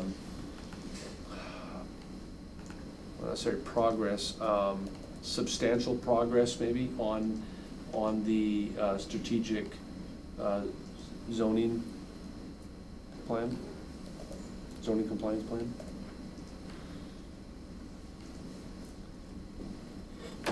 So what are you then asking for on this one? Is it to keep are we talking about keeping this as a priority? It already is a priority. It is a priority. You have a committee dedicated to it. And this is one of the, so we had, remember we had like 9 priorities? Right. And we kept, essentially we kept 3 of them. 5 that we kept. Yeah, we kept 5, yeah. And so this is one, and this is just the language changes that I would propose in here. And perhaps what I would do in here is, whether or not, the question I'm asking you is whether or not to include this line on here, or just to leave it to the zoning committee to look at it and bring back a report. Because I believe it's one of the items already on the strategic zoning plan. Doesn't seem like it matters, does it? I mean, if they're already working on it and it's relevant. The reason I ask it is because it was raised at the last meeting, and so I wanted to include that, have the discussion on it very briefly. Dave? So just a clarification, so what we approved at the beginning of the year does not include the 2 yellow sentences, and we're talking about, the question is whether to add them, is that right? Sorry, I missed that. To add these yellow sentences into our strategic. Yes, so on this one, that's what I'm proposing, is we leave this one on here for sure. That was something somebody wanted. And then this could be, you could have this on here, that an outcome would be a policy discussion surrounding the scope and definition of short-term rental. It is an issue, but I do believe it also is included in the strategic plan as something that the committee is going to tackle. I'd leave it off. Okay. You comfortable if we just delete that line? I'm okay with that. I actually probably prefer to have it in there, but I'm okay if the council doesn't. I just think for a long time, I feel like we've just kind of had a don't ask, don't tell, pretend like we don't know that it's occurring. I'm not saying it's not important, I'm just saying desired outcomes, and if you read down to the desired outcomes, they're not that specific. Yeah, and I'm not even sure that is an outcome, but right. So anyway, I guess I'm voicing my opinion that I think the city should be looking at this, and we should be perhaps developing a policy. And it sounds like it's happening anyway, that's why I was saying, I don't know. So I would propose striking it. Then the other question is, do you want that first yellow line? I think that's also in the thing, but these are comments that came at the May work meeting when we discussed this. So I would move that we keep develop a holistic approach and instruct the zoning committee to put it on their agenda to address short-term rentals. Second. Okay. Bryce, will you remove that last line? You got it. Sorry. Okay. Oops. And Bryce is always looking for the next thing on the agenda, so this will be it. This one? You hit delete? Yeah. Thank you. Okay. So your motion then would be to approve this goal as written and direct the committee to also look at short-term rentals as an issue. Yep. Okay. We have a motion and a second. Did you get who gave the vote? Okay, those in favor? Unanimous. Thank you. Okay, the next one is economic development, and there were no suggestions made to change it. Then we're good. Yep.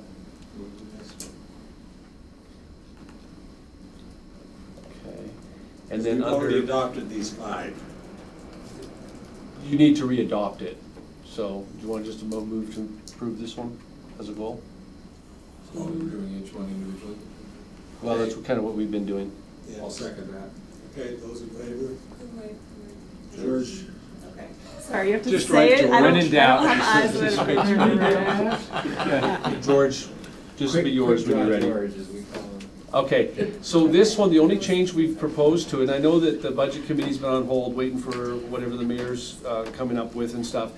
But one of the responsibilities of the council is to adopt a budget, and so whether or not that you agree with what the mayor does or not, whether you participate or not, it's still an issue, and it's still what council has expressed in the past as being a priority. So the one update we've got on here is in yellow, budgets reflect progress and desired outcomes associated with the municipal council's priorities and the general plan goals. That's important because it used to reflect the progress on the Vision 2030. So now that we're combining them, it'll go with the general plan, which will be the document. And so my recommendation, if you support it, of course, is to adopt this as is now. Yeah. The second that motion. To add the, sorry. The yellow. Okay, add the yellow portion. Mayor, and I know that we've had a hard time getting Norm in here. He was the chair of the committee to give us a recommendation, so. They've started school, which for him is almost better, he said. Now it ties him down a little Ties bit. him down, So we're looking forward to that. And it's been ready for quite a while. Yes, so it has. I apologize. It has. He's been gone a lot over the summer, and so hopefully now he'll be back and be able to present. And I know, I talked with him, and he appreciates, he's put in a lot of thought. He's a very thoughtful person, and I'm looking forward to hearing the recommendations.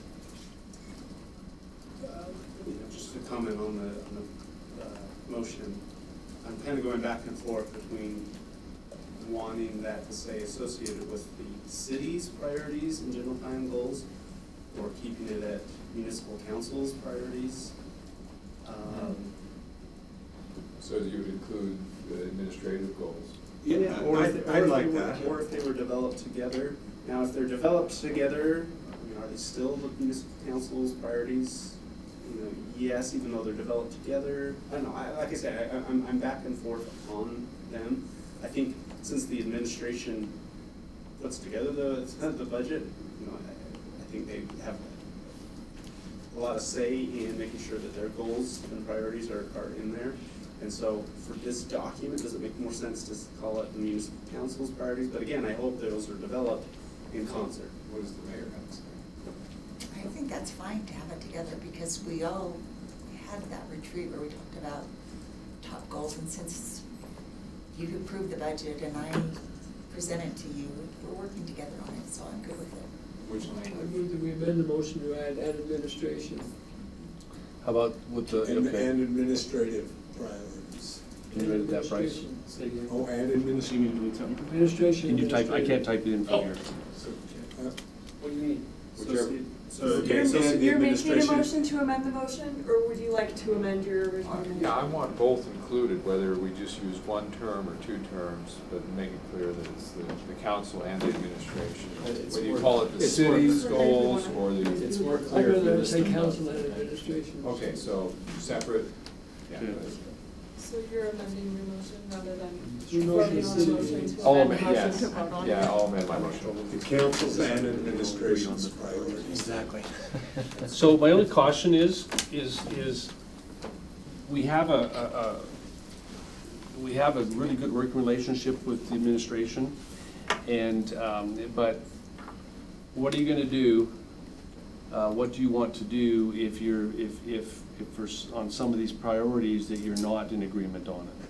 Well, it says both, so. So we only going to track the progress on ones we agree on?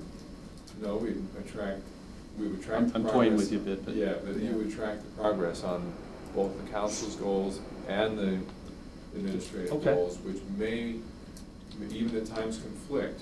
Worst case in the future, but hopefully they always work together. Yeah, and it's reflecting progress and desired outcomes Of that. associated. So it's not like that binds us to say, if we're not in 100% agreement, we can't move forward. I think it's just. It's not mandating that we, Right. So we have the Oxford, Cliff is the Oxford comment here. suggesting mayors rather than administrations. Is that? What do you think, Wayne? That's fine. And we hope that the Administration has one set administrator of will be priorities. involved also. I'm sure. I like it. Okay. So have you had a motion and a second as amended? Just like you said. Motion, second, Dave and George. Those in favor? Passes unanimously. Great. All right, this is the long one. So affordable housing and some of the changes that came in based on discussions last time is for performance indicator. This falls out of other discussions in here, but performance indicator would be higher median incomes. So we're trying to find, and that also kind of falls in with the economic development one. But these items came up in the previous discussions, and I don't see you having much issues with the rest of these, but the question I have then is, do we want to list this one or take it off? My recommendation would be to take it off, and because I think as you look through sustainability and life cycle housing and mixture of housing types, that becomes a policy decision of the council that you may not yet be ready to commit to as you're working through the land trusts and things like that. Well, I would agree taking it off, but I would also say that for years and even now, we use CDBG and home dollars, we use federal dollars to, in various ways, subsidize housing, whether it's Provo housing or Habitat or whoever we give the money to that makes projects possible. I think that's a good thing to recognize that we do it, but I don't want to make subsidizing a priority. Right, so I'm saying we have to take it off. Okay. So delete this? So are we, I mean, is the dash and the question afterwards questioning whether we should have the first half? No, this was exactly what was in the minutes, so I just copied that piece and put it in there. So Are we just deleted everything after the dash, or the dash and everything after? I'd go with that, consider market conditions. And is that an outcome, or is that? It's not an outcome either. You would just do it as part of your consideration of everything. I raise it because really the question is, do you want a statement that says we are committed to subsidizing housing? No. But it was raised in the minutes, and that's why I wanted to question it. So does anybody object to me deleting it? Well, so instead of consideration of market conditions, come to an understanding of current market conditions. So a desired outcome is understanding of market conditions? Yeah, that's what we really are trying to do, and we need to do. Yeah, and I agree. I would like a desired outcome to be that the administration and the council understands. Yeah, I think that goes with assessing housing needs using your own current data on demographics, because the other data that we need are market conditions. So. And then yes. So just deleting delete the everything. are we committing question. Deleting the question. Yeah, I don't think you need any of that because all these others are going to require you to look at it anyway. They lead to understanding it. Yeah. No, okay, hang on. Need relevant current data and demographics. Here we go. Yeah, I'll just put it right there. And market conditions. That's good. Okay. I move that we adopt what you just did. So, as presented and edited? Yes. Okay. I'll second. Okay. Those in favor? That passes unanimously. All right. And Thank you, council. We'll get this all printed up and published and everything else. If I could engage you for one more minute, standing behind you, if you guys want to come up front. You've met Joe Hamblin and you've met Abby Woodfield. Sorry, Abby, went blank. These two have ably performed as interns this semester. Thursday is Abby's last day and next Thursday is Joe's last day. And I just wanted to express gratitude to both of you for the great work that you've done. What some of you may not know is, we did the Provo Pig for the thing. Apparently we won that competition, and these two and Karen are the reasons why we won. So, but you guys did a great job this summer, and thank you.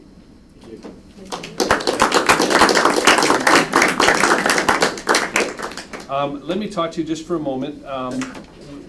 As you know, Kelsey is leaving, and under the city's policy handbook, we'll be conducting a search for someone to replace her, and I'll be working with council leadership on the process for that and such. And you will also, if you desire, will have the opportunity to participate in interviews.